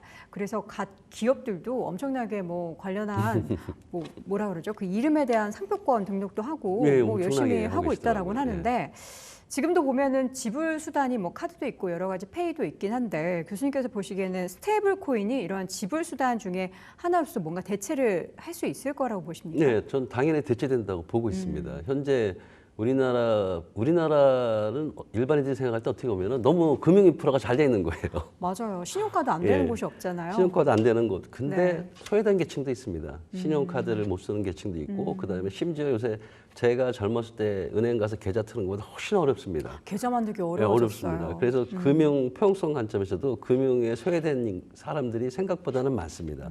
그런 사람들 일단 스테이블코인 쓸 수 있잖아요. 그리고 스테이블코인이 되면은 이제 하나의 또 다른 결제 수단이 하나 생긴 겁니다. 네. 그러니까 좀 서로 다른 이제 특질 간의 결제 수단이 생겼는데 그러면은 스테이블코인이 기존의 결제 수단하고 비교했을 때 경쟁력이 있느냐? 이제 그게 시장에서 좌지우지하겠죠. 근데 스테이블 코인 같은 경우는 가장 좋은 예로 수수료가 일단 저렴하죠. 수수료가 굉장히 저렴하고요. 그다음에 정산할 때 실시간 정산할 수 있다는 거. 그다음에 국경 간의 이동이 쉽다는 이런 여러 가지 경쟁력이 있기 때문에 충분히 저는 대체된다고 보고 있고 네. 현실적으로도 작년에 그 한국은행에서 낸 통계하면은 동대문이나 일반 무역 그 업체들 있지 않습니까? 네. 그런 사람들의 한 그 테더, 요즘 가장 유명한 테더 쓰는 사용률이 10%가 넘는다고 하더라고요. 이미 현실적으로 스테이블 코인 활용률이 우리가 생각하던 크다는 게 있고요. 그리고 이런 경쟁력 때문에 이제 결제 수단으로서 충분히 시장에서 중요한 위치를 차지할 거다라고 보는 게 제 생각입니다. 지금 달러 기반으로 한 스테이블 코인은 그렇게 해서 사용이 예. 되지만 사실 원화 기반으로 한 스테이블 코인에 대한 수요가 좀 있을지는 좀 의구심이 많죠. 들긴 하는데 많습니까? 예. 일단 원화 기반 스테이블 코인에 대해서 많은 분들이 걱정을 하시더라고요. 근데 저는 이제 그런 분들한테 이런 말씀을 드립니다. 네. 달러 있는데 우리나라 왜 현금이 필요하냐? 그게 통화주권이거든요. 네. 아예 만약에 그런 글로벌한 관점에서만 따진다면은 뭐 현금 없애고 달러 쓰면 되지 않습니까? 네.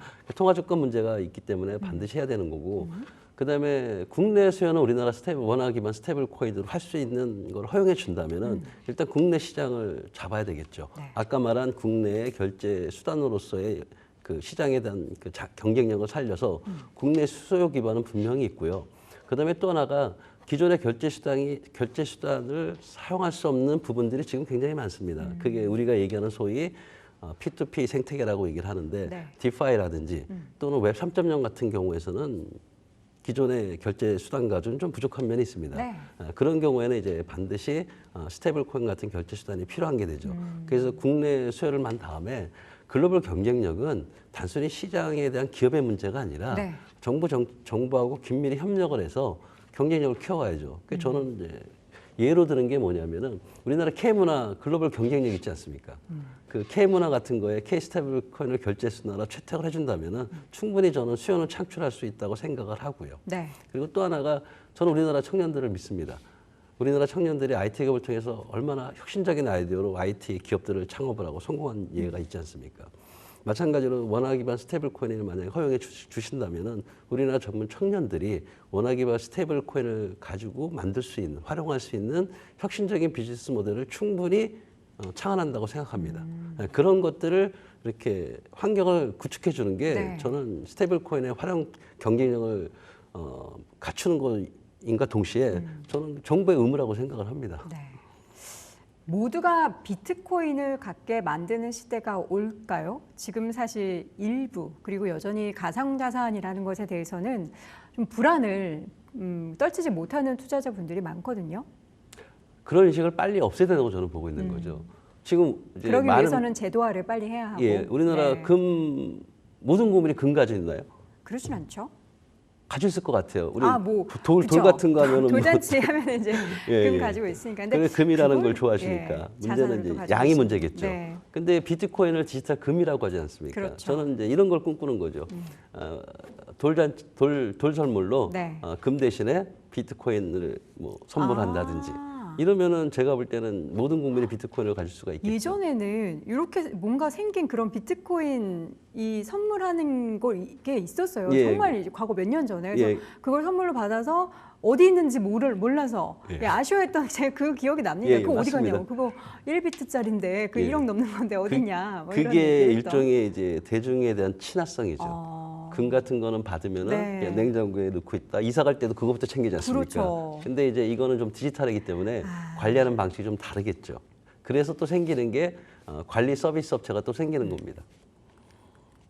그러면 앞으로 비트코인 투자를 하실 분들, 물론 이미 이제 하고 계신 분들은 믿음이 굳건하시고 관련해서 자산으로서 계속 모아가는 분들이 많으실 텐데 최근에 또 비트코인 가격이 이렇게 올라가고 가상자산 시장에 들썩이다 보니까 차트를 봤더니 이거 내가 지금 이렇게 투자해도 될까? 자산으로 계속 모아가도 될까 하시는 분들을 위해서 교수님께서 한 말씀 해주신다면. 저는 해야 된다고 생각하는 사람입니다. 문제는 어떻게 해야 되느냐 네. 문제겠죠. 어떻게 해야 저는 되죠? 암호화폐 대중화 시대가 올 거라고 생각하는 네. 사람이기 때문에 그것도 조만간. 그래서 투자를 할 때 기존에 우리가 주식 투자할 때 어떻게 합니까? 아무것도 모르고 그냥 저거 괜찮다면 사진 않잖아요. 일반인들이 주식 투자할 때 기초적인 주식 공부는 하고 네. 그다음에 자기의 포트폴리오라든지 자기의 그 현금 유동성 그런 거에 맞춰서 투자하지 않습니까? 네. 똑같습니다. 왜냐하면은 주식이나 디지털 자산이나 똑같은 시장이거든요. 그래서 일단 기초적인 공부는 좀 해야 된다. 그리고 자기 현금 투자할 수 있는 자금의 그 허용 범위 내에서만 일단 차근차근 해 나가시면서 그 다음에 좀 큰 돈으로 이제 확대해가는 이런 어떤 일반적인 주식 투자와 똑같은 원칙을 지키시면 된다고 보는 사람입니다. 네. 자, 비트코인뿐만 아니라 가상자산에 있어서의 투자는 점점 더 제도권화되고 있습니다. 미국이 먼저 시작을 하고 있고요. 우리 국내도 빠른 움직임들이 나타나면서 관련한 자산의 움직임들이 여러분의 자산 불리는데도 긍정적인 영향을 미쳤으면 좋겠고요. 오늘 또 가상자산 관련한 이야기 자세하게 나눠봤습니다. 동국대학교 블록체인 연구센터 박성준 센터장과 함께했습니다. 교수님 고맙습니다. 예, 감사합니다. 네, 7월 17일 목요일 오전 11시 10분 진행하고 있습니다. 이 시각 시장 분위기 어떤지 저와 함께 점검해 보시죠. 간밤 뉴욕 증시는 트럼프 대통령에 의해서 요동치는 모습이었습니다. 트럼프 대통령이요, 제롬 펄 미 연준 의장에 대해서 해임에 대한 가능성의 이야기가 나오자 이렇게 일축했는데요. 그건 사실이 아니다. 이 소식 전해지면서 뉴욕 3대 지수는 상승 마감하는 모습이 보여졌습니다. 과연 우리 시장은 이 흐름을 그대로 이어갔을까요? 지금 지수 현황 한번 체크해 보시죠. 코스피와 코스닥 모두 오늘 상승불 켜면서 출발을 한 모습입니다. 다만 장 개장 후에 30분도 채 지나지 않아서 지수는 하락으로 돌아선 모습이었는데요. 현재도 코스피는 0.5%가량 내려오고 있습니다. 3,170선 지나가는 모습이고요. 코스닥은 다시금 상승 전환에 성공했습니다. 0.32% 상승하면서 현재 814선 지나가고 있는 모습입니다. 코스피는 3,160선 그리고 코스닥은 810선 지지 여부를 꾸준히 체크해주고 있는 우리 시장인데요. 사실 최근에 지수가 그동안 크게 급등을 해서 올라온 상황입니다. 급등에 따른 차익 실현 매물들, 그 부담감 느끼는 매물들도 어느 정도 떨어지고 있는 상황인데요. 최근 지수 자체는 고점에서 횡보하고 있습니다. 이런 가운데 업종별 순환매가 요즘 시장에서 두드러지게 나타나고 있는데요. 과연 어떤 섹터들 오르는지는 잠시 후에 체크해 보시고요. 그렇다면 현재 수급 현황도 체크해 보시죠. 네, 현재 코스피와 코스닥 수급 상황입니다. 양대 지수 모두 개인만이 사들이고 있는 모습인데요. 코스피 시장에서는 개인이 3,270억 원가량 사들이고 있고요. 외국인과 기관은 각각 1,945억 원, 그리고 1,872억 원 팔아치우고 있습니다. 개인들은 대형주, 그리고 그중에서도 전기전자 업종 위주로 사들이고 있고요. 코스닥 시장에서도 개인만이 1,285억 원 사들이고 있고요. 외국인은 1,123억 원 팔아치우는 중, 그리고 기관은 1,198억 원 팔고 있습니다. 선물 시장에서는 현재 기관만이 사들이고 있네요. 3,091억 원 기관이 매수에 나서는 모습입니다. 자, 그렇다면 시가총액 상위 종목들 분위기 어떤지도 점검해 보시죠. 먼저 코스피 시총 상위 1에서 5위 종목들입니다. 오늘 삼성전자 1.55% 상승을 켜면서 현재 65,700원 선 지나가고 있는 모습입니다. 잠시 후 11시 15분이죠. 이재용 삼성전자 회장의 마지막 선고 결과가 나옵니다. 이 삼성물산과 제일모직 합병 과정에 부당하게 개입한 것이 아니냐라는 의혹을 받고 있고요. 그동안 1심과 2심에서는 무죄 판결을 받았습니다. 과연 오늘 대법원 결과로 인해서 사법 리스크 해소될 수 있을지는 저희와 함께 체크를 해보시고요. 화면에 SK하이닉스 오늘 꽤나 크게 밀리고 있습니다. 개장 전에 프리 시장에서부터 밀리기 시작해서요. 지금은 대략 8%대 낙폭 보여주고 있습니다. 8.61% 내리면서 현재 27만 원 선까지 밀린 모습이고요. 삼성바이오로직스 오늘 제약 바이오 섹터들 전반적인 흐름이 좋은 가운데 2.42% 상승을 켜고 있습니다. LG 에너지솔루션은 1.29% 오르고 있고요. 삼성전자 우선주 오늘 삼성전자와 발을 맞춰가면서 현재 0.93% 상승 중입니다. 그렇다면 6위에서 10위권 종목들 흐름도 어떤지도 한번 체크를 해보시죠. 우선 KB금융은 0.09% 약보합권에서 움직이고 있습니다. 그동안 지주, 증권, 은행 종목들 정말 좋은 흐름 보였습니다. 상법 개정안에 이어서 세법 개정안 그리고 자사주 의무 소각까지 들려오면서 지속적으로 재료가 붙어준 모습인데요. 하지만 단기간에 역시나 많이 올라왔기 때문에 오늘 시장에서는 KB금융 조정을 약간은 받는 모습이 보이고 있습니다. 그리고 오늘 자동차 쪽도 분위기 괜찮습니다. 현대차가 0.24% 소폭이나마 오르고 있고요. 방산 쪽에서는 한화 에어로스페이스가 5%대에 가까운 오름세 보여주고 있습니다. 현재 89만 6천 원 선 지나가고 있습니다. 원전, 두산에너빌리티는 0.31% 오르면서 지금 63,700원 선 지나가고 있고요. 셀트리온도 역시나 1.3%가량의 오름세 보여주고 있습니다. 그렇다면 코스닥 시가총액 상위 종목들 흐름은 어떨까요? 우선 1위에서 5위 종목들 체크해 보시죠.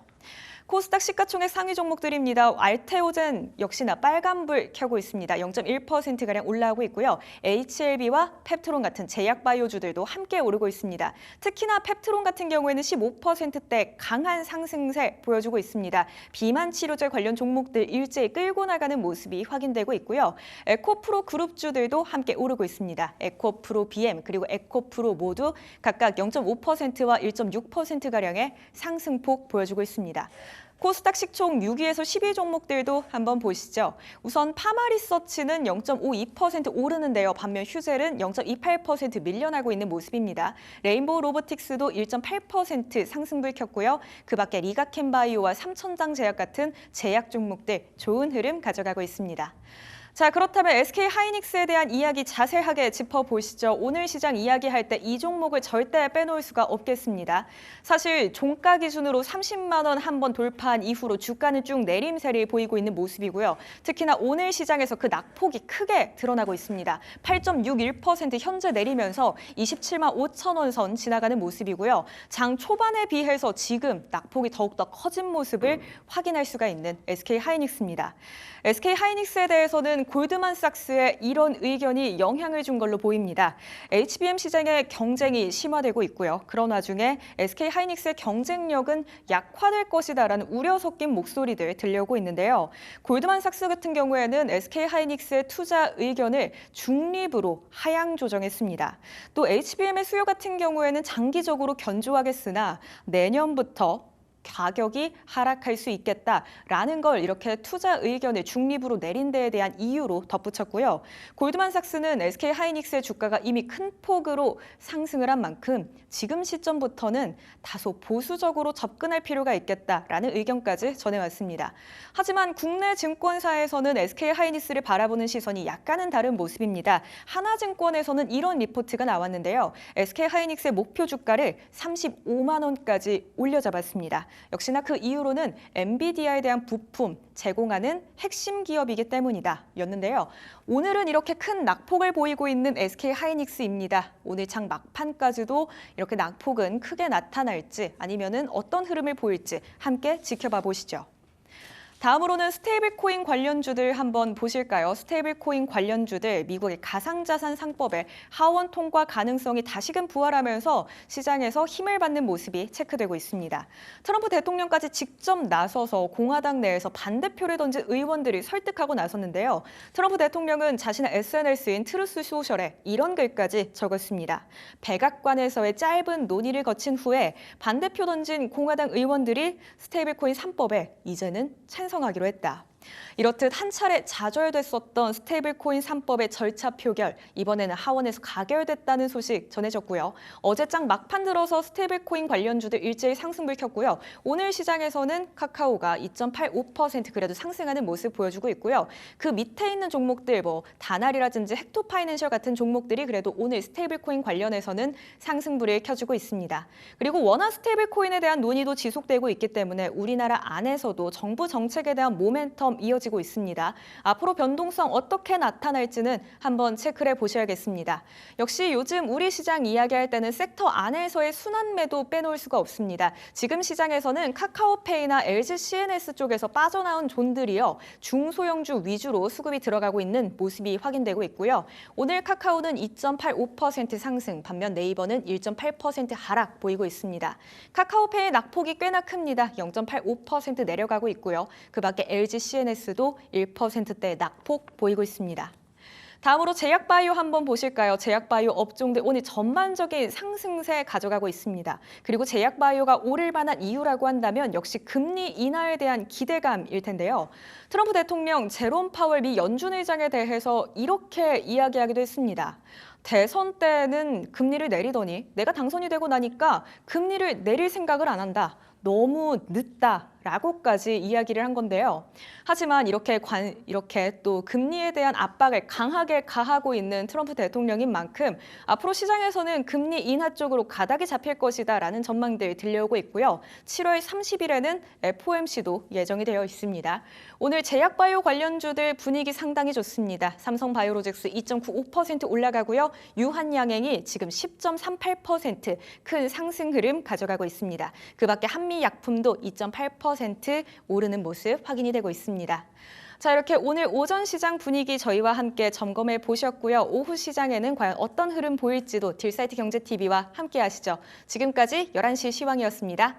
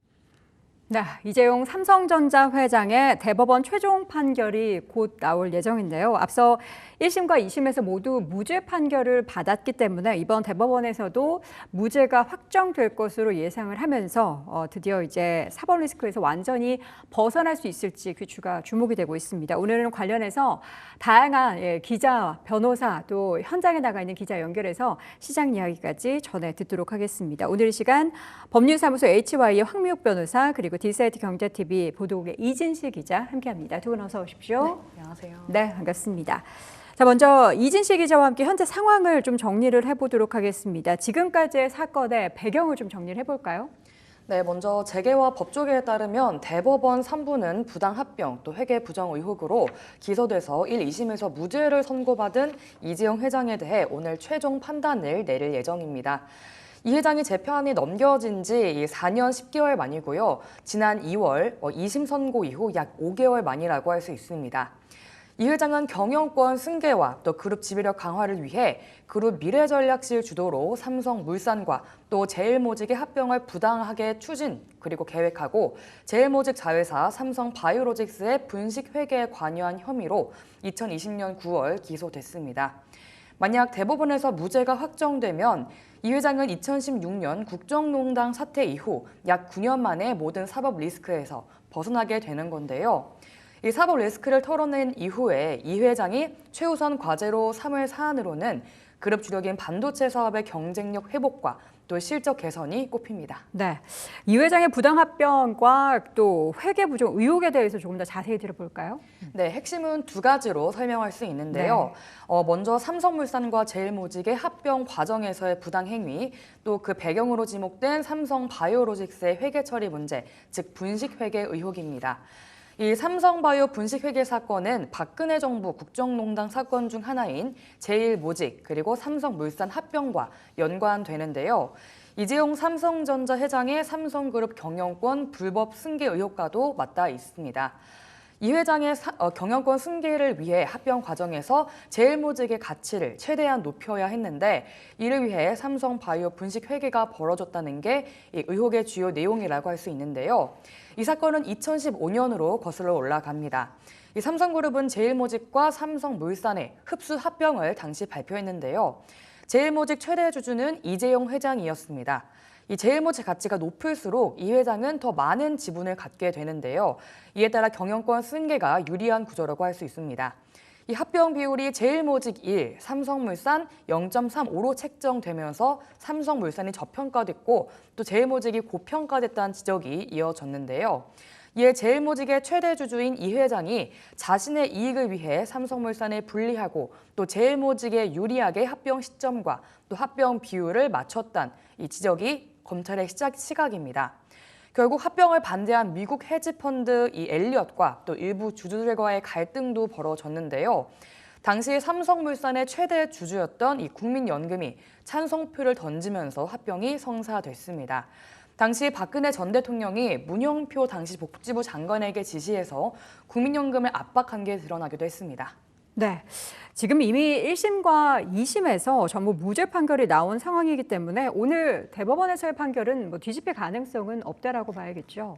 네, 아무래도 그런데요. 서울중앙지법은 지난해 2월 이 회장에게 제기된 19개 혐의 전부에 대해 무죄를 선고했고요. 이 항소심인 서울고등법원도 올해 2월 같은 판단을 내렸습니다. 법조계에선 2번 연속 무죄가 나온 사건이 대법원에서 완전히 뒤집히기는 어려울 것 같다는 시각이 나오고 있는데요. 또 2심 선고 이후 단 5개월 만에 이 대법 선고가 이뤄지는 점도 무죄 확정 가능성을 높게 보는 이유입니다. 네. 만약 오늘 무죄가 확정이 된다라고 한다면 삼성 내부적으로는 좀 큰 변화가 예상이 되고 있죠. 네, 맞습니다. 이 회장은 2017년 박근혜 전 대통령과의 국정농단 사건으로 실형을 선고받았고 이번 사건까지 포함하면 거의 10년 가까이 사법 리스크에 시달려 왔는데요. 이번 선고로 완전히 법적 족쇄에서 벗어나게 된다면 이 경영 전면 복귀가 가능해집니다. 특히 올해 2분기 삼성전자 영업이익은 4조 6천억 원으로 전년 대비 56% 감소했는데요. 이는 분기 기준 2년 만에 최저치라고 할 수 있습니다.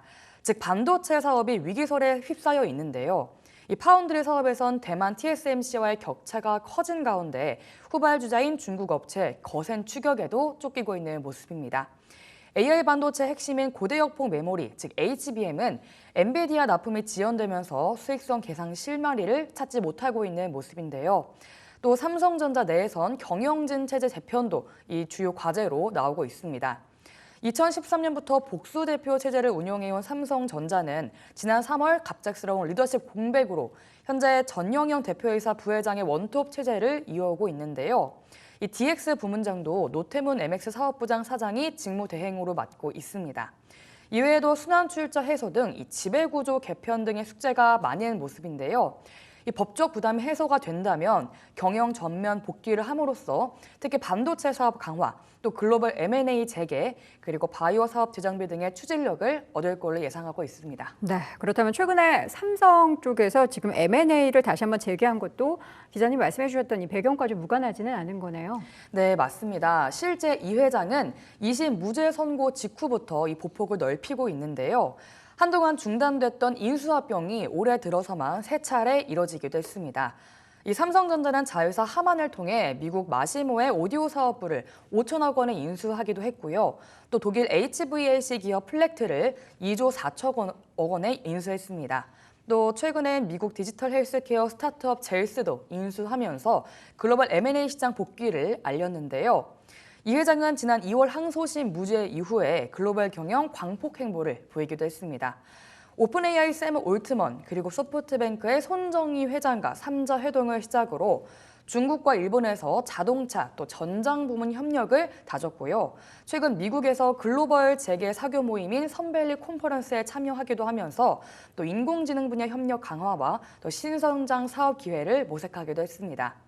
이처럼 적극적인 행보는 이 회장의 경영 복귀가 이미 시작됐다는 시그널로 해석되고 있습니다. 네, 지금 방금 속보가 전해졌는데요. 이재용 회장의 부당합병, 회계부정 관련한 무죄가 대법원에서 확정이 됐다는 소식은 일단 전해졌습니다. 잠시 후에 저희가 현장에 나가 있는 기자 연결해서 자세한 내용 들어보도록 하겠고요. 이번 이재용 회장의 뉴 삼성 구상도 다시 한번 좀 주목을 받고 있는 상황이죠. 네, 맞습니다. 이 회장은 2022년 취임하면서 세상에 없던 기술로 인류를 새롭게 하겠다는 포부를 밝혔는데요.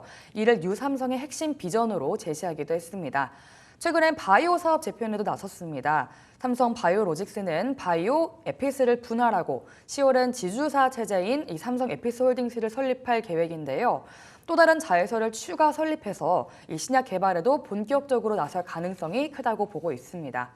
이러한 구조 개편과 또 현장 경영을 지켜본 시장에선 바이오 분야에서도 대규모 글로벌 M&A가 조만간 이루어질 거란 관측도 제기되고 있는데요.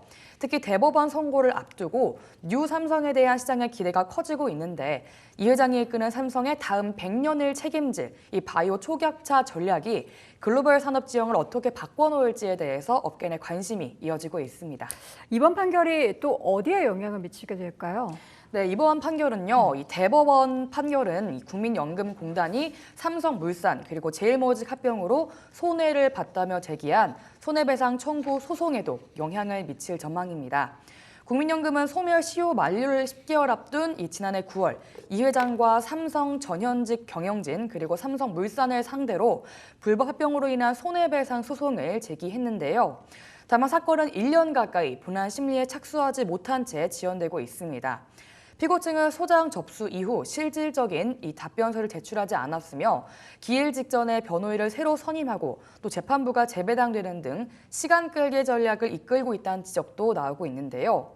국민연금은 피고 측이 소송을 지연시키고 있다며 이 불만을 제기하기도 했습니다. 이번 소송의 청구 금액은 상징적인 의미에 가까운데요. 국민연금은 본안 심리 막바지에 손해배상액을 확정하기 위해 이 법원에 감정을 요청할 계획인 걸로 알려졌습니다. 관련 전문기관의 평가를 거쳐서 실제 손해액을 확정하겠다는 방침인데요. 청구 금액은 5억 1천만 원이지만 향후 감정을 통해서 피해 금액이 구체적으로 산정이 되면 수천억 원 규모로 불어날 가능성도 제기되고 있습니다. 반면 이 회장의 형사재판이 무죄로 확정될 경우 확정이 됐죠. 손해 규모가 줄어들 수 있다는 관측도 나오고 있는데요. 이 국민연금의 민사소송은 엘리엇 그리고 메이슨 등 외국계 펀드의 ISDS 소송과도 직접적으로 연결되고 있습니다. 두 펀드는 2015년 합병 당시 국민연금의 찬성에 따라 수천억 원대의 손실을 봤다며 국제 중재를 제기하기도 했는데요. 정부는 최근 메이슨 사건에서 항소를 포기하고 배상 판정을 수용하기도 했습니다. 구체적으로는 판정액 3,203만 달러, 약 438억 원의 그리고 또 지연 이자까지 합산해서 약 860억 원을 지급해야 하는데요. 반면 엘리엇 ISDS 사건은 여전히 진행 중입니다. 이 영국 상사법원이 정부의 판정 취소 신청을 각하한 데 대해 정부가 항소를 제기해 절차가 이어지고 있습니다. 네, 결국에는 무죄 판결이 방금 전 시장에 전해졌습니다. 삼성전자의 주가는 장중 2% 넘게 올랐다가 무죄 판결 소식이 전해진 뒤로는 약간 세로 뉴스라고 받아들인 걸까요? 주가는 현재 1.5% 안팎의 강세 움직임 보이고 있습니다. 일단 이진식 기자와 함께 지금까지의 흐름을 쭉 확인을 해봤고요. 이번에는 법률사무소 H의 황미옥 변호사님과 함께 그간의 움직임을 쭉 한번 반추해 보도록 하겠습니다. 경영권 불법 승계 의혹으로 재판을 받아온 이재용 회장의 1심, 2심 결국에 이제 대법원 판결도 무죄로 지금 전해졌는데 사건 발단이 있었던 2015년 삼성물산과 제일모직의 합병으로 좀 시간을 거슬러 한번 올라가 보도록 하겠습니다. 네. 사건은 2015년으로 올라가게 됩니다. 네. 2015년 5월 26일이었죠. 네. 제일모직과 삼성물산은 주식 교환 방식으로 제일모직이 삼성물산의 주식 전량을 매입하는 방식을 통해서 합병을 진행하겠다라고 전격 발표를 했습니다. 말씀 주신 것처럼 엘리언 매니지먼트 등이 이에 대해서 반대 의사를 분명히 표명하였고 여러 가지 일이 있었는데 7월 17일 삼성물산 제일모직의 합병이 결과적으로 임시주총에서 승인이 내려졌고요. 당시 지분율은 삼성 계열사가 13%, 국민연금공단이 11% 등이었는데 결과적으로 국민연금공단이 삼성의 손을 들어준 것이 합병 승인의 성공 요소가 되었습니다. 이렇게 합병의 논란이 마무리되는 듯 하였는데 2018년 정의당이나 참여연대 등이 결과적으로 삼성바이오의 분식회계가 기본적으로 두 회사의 합병 과정의 요인이 되었다. 상대적으로 제일모직의 가치를 높여준 것이 아니냐라고 해서 다시 논란이 재점화되었고 이후에 박영수 특검에서 이 합병을 위해서 박근혜에게 뇌물을 준 것이 아니냐라고 다시 또 문제가 되었는데요. 이러한 삼성물산 제일모직 합병건에 대해서는 결과적으로 주식시장에서 큰 논란이 되었던 것입니다. 두 회사가 사업 측면에서 그렇게 접점이 크지 않았던 부분도 있고 회사의 총자산을 비교하더라도 또 매출액을 비교하더라도 여러 가지 보았을 때 합병 발표일 당시 제일모직 시가총액이 24조 원으로 삼성물산의 2.4배로 평가된 것에 문제가 많다라는 시각이 있었죠. 이러한 시가총액을 반영하여서 결국은 합병 비율은 삼성물산이 0.35, 제일모직이 1로 결정이 되었고 삼성 측은 이 합병을 하였던 이유에 대해서 건설산업 경쟁력을 제고할 필요가 있다. 상사 부문의 글로벌 운영 경험과 인프라를 활용해 패션 시금 사업의 해외 진출 가속화를 도모할 필요가 있다라는 이야기를 했는데 결과적으로 이러한 합병으로 인하여 이 회장의 삼성전자 지분이 4.1%로 추가 확보된 부분 분명한 사실이었습니다. 네. 검찰은 삼성물산과 제일모직의 합병 과정에서 어떤 문제가 있다라고 보고 이 회장을 재판에 넘긴 걸까요? 예. 이 회장의 삼성 경영권 승계를 위하여 이 회장을 비롯한 경영진이 삼성물산의 실적을 깎고 제일모직 실적을 부풀려서 합병을 성사시켰다라는 것이 검찰의 주장이었습니다. 네. 즉 제일모직의 실적을 부풀리는 과정에서 제일모직 자회사였죠. 삼성바이오로직스의 실적을 부풀리고 또 이를 위해서 바이오로직스의 분식회계를 했다는 것이 검찰이 짚었던 기소의 이유였는데요. 한편으로는 삼성물산과 제일모직 합병이 합법이냐와는 별개로 사법부는 별도의 뇌물죄에 대해서 판단을 내린 바가 있었죠. 이러한 부분 때문에 검찰은 두 회사의 합병 과정에서 부정한 방식이 동원되었다고 판단했고 구체적으로는 말씀드렸던 것처럼 기업 가치를 부풀리거나 깎는 방식이 적용되었다라는 거죠. 또한 삼성바이오로직스 회계 부정과 삼성물산 주가 관리에 대해서 이 회장 등의 개입이 있었다고 본 것이 검찰의 입장이었습니다. 네, 앞서 1심과 2심 그리고 최종 판결 대법원도 이 회장 그리고 함께 기소된 전현직 임원들에게 모두 현재 무죄를 선고하게 된 겁니다. 전현직 임원들도 최종 판결에서는 무죄가 같이 선고가 된 거죠. 혐의를 대부분을 인정하지 않았다라고 하는데 이유가 뭘까요? 예.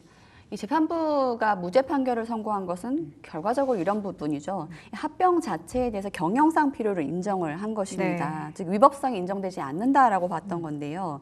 세부적인 핵심 판단 내용은 합병이 경영상 불필요하였다거나 부당했다고 볼 수 없다라는 부분이었고 네. 또한 삼성물산과 제일모직의 합병은 전반적인 그룹 구조 재편의 일환으로서 나름의 사업 논리와 타당성이 있다라고 본 것이 일관된 입장이었습니다. 네. 검찰이 내세웠던 구체적인 방법, 즉 주가 조작이나 회계 부정에 대해서도 그러한 혐의 인정되지 않는다라고 보았던 거죠. 즉 주가 부양 시도라든지 회계 처리 왜곡 등의 행위에 대해서는 혐의가 인정되지 않았고 또 불법성이나 고의성이 보이지 않는다라는 고 봤던 것입니다. 아울러서 이재용 회장이 직접 지시하거나 보고받았던 증거는 부족하다. 이로써 핵심적인 승계 작업에 대해서 이 회장의 공모는 인정될 수 없다라는 것이 법원의 일관된 입장이었습니다. 네, 지금 무죄 판결이 이미 나왔습니다. 사실 1심과 2심 하고 나서 최종 판결까지 시간이 꽤 많이 걸렸어요. 왜 그랬을까요? 예, 이 사건은 알려져 있다시피 사실관계 자체가 굉장히 방대하고요. 네. 또 경제, 회계, 법률 등이 얽힌 복잡한 구조를 띠고 있습니다. 한간에서 이야기하기로는 검찰이 기소하기 위해서 꾸렸던 수사 기록만 해도 수만 쪽에 달한다라고 하고 있으니 그 내용이 상당한데요. 그러다 보니 공소 사실만 해도 수십 가지였고 기소된 죄명만 하여도 10가지가 넘었고요. 네. 관련 서류와 증인도 굉장히 방대하고 복잡한 상황이었습니다. 아울러서 삼성그룹의 구조나 회계 처리 부분, 또 합병 관련한 금융 논리가 모두 개입되어 있었기 때문에 네. 단순한 일반 형사적 재판보다는 훨씬 복잡했던 것이 분명했었고요. 이 때문에 선고가 늦어진 원인으로 지적되고 있습니다. 자, 결국에는 무죄 판결이 나왔습니다. 관련한 부분에 있어서 또 세부적인 내용을 저희가 현장 연결해서 들어볼 텐데요. 현장에 나가 있는 김수연 기자 연결합니다. 김수연 기자. 네, 안녕하세요. 네. 대법원에 나와 있는 보도국 김수연입니다. 이재용 회장의 판결 최종 결과가 나왔죠. 자세하게 좀 전해주시죠. 우선 대법원 3부는 이날 상고를 모두 기각한다고 했습니다. 삼성그룹 경영권 승계와 관련해 부당합병과 회계 부정에 관여한 혐의로 재판에 넘겨진 이재용 삼성전자 회장에 대해 무죄를 선고한 것입니다. 이 회장이 기소된 지 4년 10개월 만입니다. 네. 자, 그렇다면 현장 분위기를 좀 들어보고 싶은데요. 현장 분위기 어떻습니까? 네, 다소 차분한 분위기입니다. 당초 대법원에서 최종 무죄가 확정되지 않겠냐는 기대가 나왔듯이 취재진들과 변호인단, 삼성전자 관계자들도 예상했다는 분위기입니다. 변호인단은 판결 후 밝은 표정을 보였고요. 삼성 관계자들은 좀 침묵을 지키고 있었으나 표정은 좀 풀린 듯 안도감을 드러낸 모습이 보였습니다. 네, 향후 이재용 회장의 이번 무죄 선고 결과에 따라 삼성전자에 대한 업계 전망은 어떻게 나오고 있을까요? 네, 아무래도 좋은 긍정적인 훈풍이 불 것으로 예상이 됩니다. 업계에서는 삼성전자가 새로운 전기를 맞을 것으로 전망하고 있는데요. 그동안 지연됐던 대규모 투자와 인수합병의 추진력을 더하고 사업 재편과 조직 운영, 의사결정 체계를 신속히 가동할 수 있는 토대가 마련될 것으로 전쳐집니다. 이 회장의 사법 리스크 해소로 삼성전자는 글로벌 반도체, 모바일 시장에서 리더십을 다시 입증하고 뉴 삼성 체제하에 지속 성장을 위한 기반을 견고히 다질 것으로 기대됩니다. 자, 이렇게 해서 오늘 현장에서 보도국 김수연 기자와 함께 이야기 나눠봤습니다. 말씀 고맙습니다. 네, 보도국 김수연이었습니다. 자, 이번에는 과연 주가에 영향을 미치는 부분도 점검을 해봐야겠는데요. 전화 연결 한번 해보도록 하겠습니다. 위즈웨이브 이권희 대표 전화 연결해서 향후에 삼성전자 우리 주주분들이 좀 확인해 봐야 될 내용들 점검을 해보도록 하죠. 대표님 안녕하세요. 예, 안녕하세요. 네, 드디어 최종 결과 무죄를 받았습니다. 이번에 최종 결과로 인한 오너 리스크 완전히 해소됐다라고 보면 되겠죠? 그렇죠. 일단 지금 삼성물산과 제일모직의 합병 관련돼서 문제가 됐던 부분들이 이제 깨끗이 털고 가는 거기 때문에 네. 앞으로 이제 삼성의 헤드쿼터 쪽에서 사법 리스크보다는 좀 경영 쪽에 조금 더 신경 쓸 수 있는 여력이 더 생기지 않았나 생각하고 있습니다. 그래서 지금 분위기로 보면 이제 판결 나오고 나서는 주가는 조금 별로 움직임이 오히려 좀 하락하는 모습이 좀 나오긴 했는데 오늘도 그래도 이제 하이닉스는 급락이 나온 반면에 삼성전자는 오히려 좀 올라가는 형상이 나오고 있기 때문에 향후에는 이제 HBM4 최근에 보도에 따르면 이제 수율이 한 50%까지 올라왔다 그래서 대규모 투자를 하겠다라는 얘기들이 좀 물밑에서 좀 나오고 있었거든요, 기사들이. 이제 그런 것들이 이제 실제 사업에서 얼마나 이제 투자를 더 확대하고 공격적으로 지금 HBM 시장에 진출을 할지, 그다음에 앞으로 이제 또 주목하고 있는 GDDR7 관련돼서도 어떻게 좀 나갈지, 이제 여러 가지 기술력 관련돼서 그동안 노이즈 있었던 것들을 어떻게 해결하느냐가 아마 투자의 관건이 될 것 같습니다. 네. 오늘 삼성전자의 주가가 선고 결과가 나오기 직전까지 2% 넘게 강세를 보였습니다. 그리고 나서는 주가의 상승폭이 좀 둔화가 되긴 했지만 여전히 1.7% 현재 65,800원 기록을 하고 있는데요. 삼성전자는 오너리스크 해소로 인해서 어떻게 주가 7만 전자로의 행보 문제 없겠습니까? 일단 뭐 어제도 제가 출연해서 말씀을 드렸는데 뭐 일단 7만 원에서 7만 5천 원 부근까지는 충분히 갈 수 있는 힘은 있기 때문에 일단 기대만으로도 주가는 한번 7만 원대 진입은 충분히 가능할 거로 저는 보고 있습니다. 일단 지금 분위기가 파운드리 쪽도 회복세로 지금 얘기를 하고 있고요. 그다음에 지금 디램 쪽도 공정 개선이라든지 이런 쪽이 계속 나오고 있고 가격도 지금 나쁘지 않기 때문에 지금 자체 삼성전자 뭐 여러 가지 이제 지금 앞으로의 이제 좋아질 거에 대한 기대감이 이제 반영될 수 있는 시기다라고 보고 있습니다. 그래서 최근에 외국인들의 수급도 괜찮은 양호한 흐름을 보여주고 있고 또 지금 저점도 계속 높여가면서 변동성은 조금씩 커지긴 했지만 그래도 저점을 꾸준히 높여가는 모습을 보여주고 있어서 뭐 시간을 언제까지 단정을 하지 못하겠지만 빠른 시일 내에 한 7만 원 전자 안으로 진입할 가능성이 있지 않을까 생각하고 있습니다. 네, 삼성전자 그동안 이제 많은 오너리스크 때문에 이재용 회장이 어떻게 보면은 행보가 조금 더뎌졌다라고도 볼 수 있겠는데 이제는 이 회장이 직접 주도하는 앞으로 뭐 M&A라든지 구조적인 개편 전략들이 좀 구체화될 것 같다라는 기대감을 갖고 있습니다. 일단 뭐 삼성전자도 중요하지만 핵심 계열사 중에 하나인 삼성바이오로직스에 대한 관심도 뜨거운데 삼성바이오로직스에 대한 주가의 전망은 어떻게 보십니까?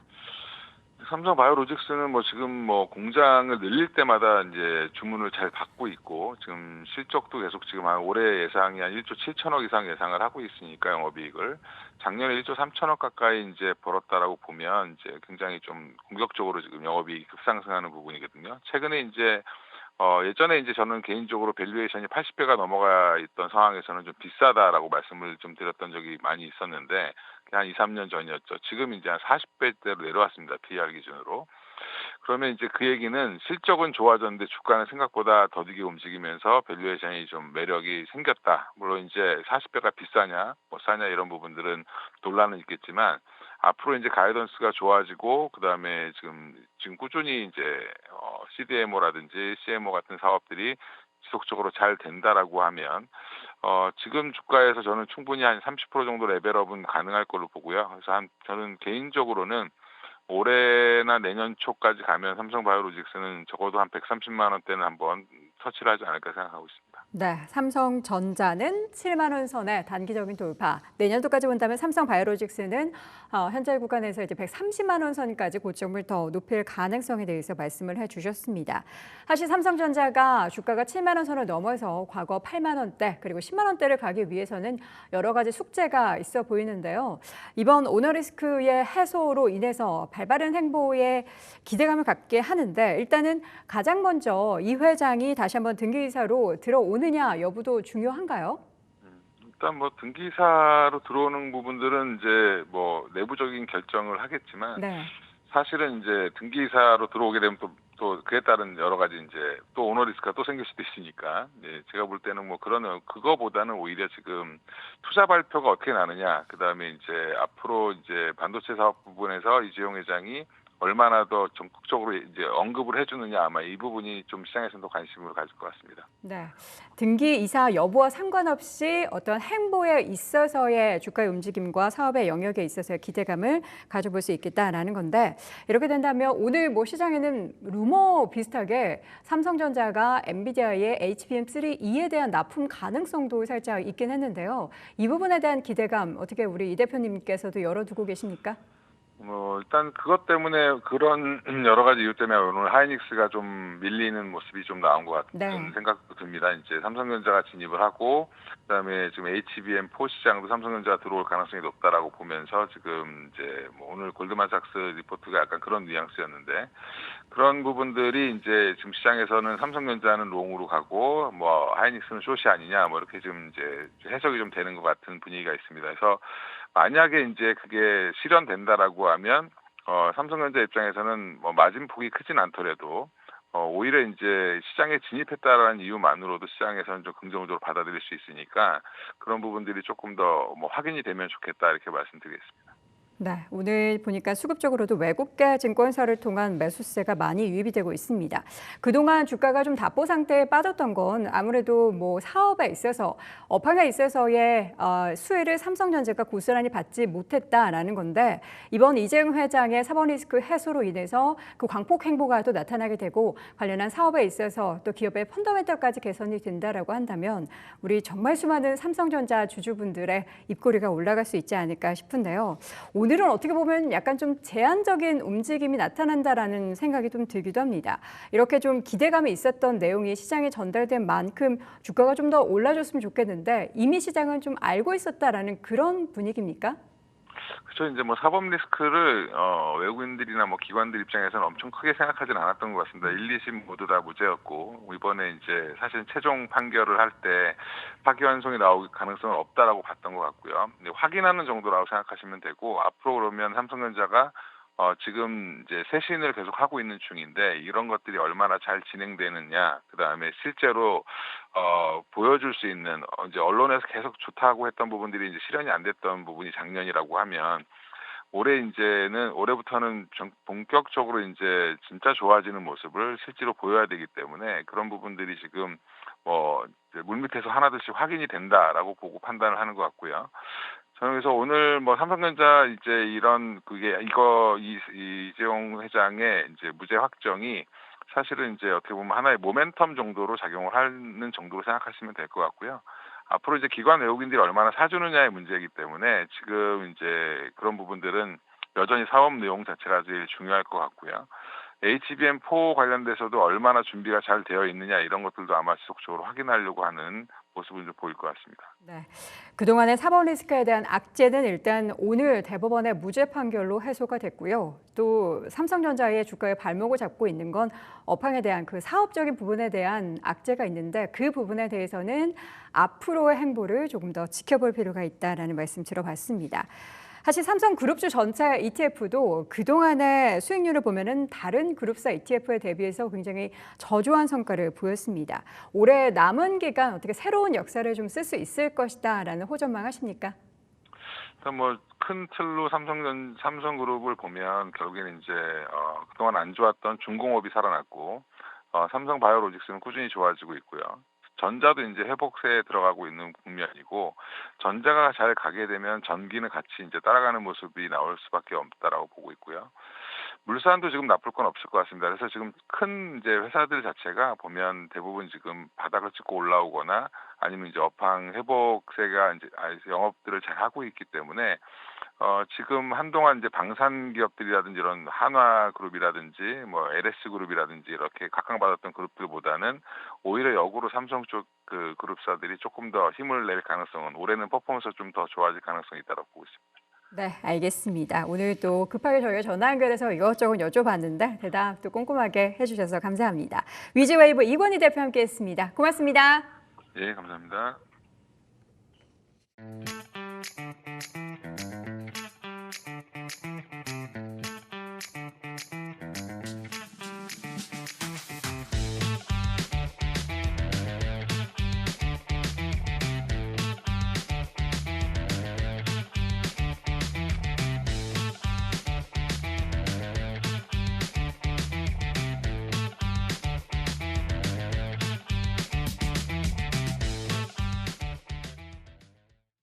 네, 현재 구간에서도 계속해서 삼성전자의 주가가 1.5% 안팎의 견조한 상승세를 유지하고 있습니다. 그러면서 지수의 낙폭도 좀 줄어들었는데요. 코스피 지수는 0.2%대 하락한 3,180선에서 등락을 보이고 있고요. 코스닥 같은 경우에는 펩트론의 주가의 급등세가 다시 한번 더 확대가 되면서 현재 지수는 0.34% 오른 815포인트 선에서 등락을 보이고 있습니다. 삼성전자의 주가 65,700원대 현재 기록이 되고 있습니다. 반면 SK하이닉스는 7%대 하락폭에서 크게 줄이지 못하면서 27만 3,500원 선에서 현재 등락을 보이고 있고요. 삼성바이오로직스도 이번 이재용 회장의 무죄 소식이 전해지자 주가의 상승폭이 더욱더 확대되면서 현재 100만 원 선을 넘어선 105만 7,500원대 현재 2.37% 오름세 보이고 있습니다. LG에너지솔루션도 1.4%대 그리고 KB금융도 0.6% 넘게 오르면서 SK하이닉스를 제외한 시가총액 상위 종목들 10위권 내 종목들이 모두 빨간불이 들어오고 있습니다. 이 가운데 한화 에어로스페이스 등의 방산주의 상승폭도 더욱더 커지고 있는데요. 현재 한화 에어로스페이스 6%대 강세가 나타나고 있고요. 또 일부 조선주 가운데서는 오늘 한화오션의 주가도 3% 넘게 강세 움직임 보입니다.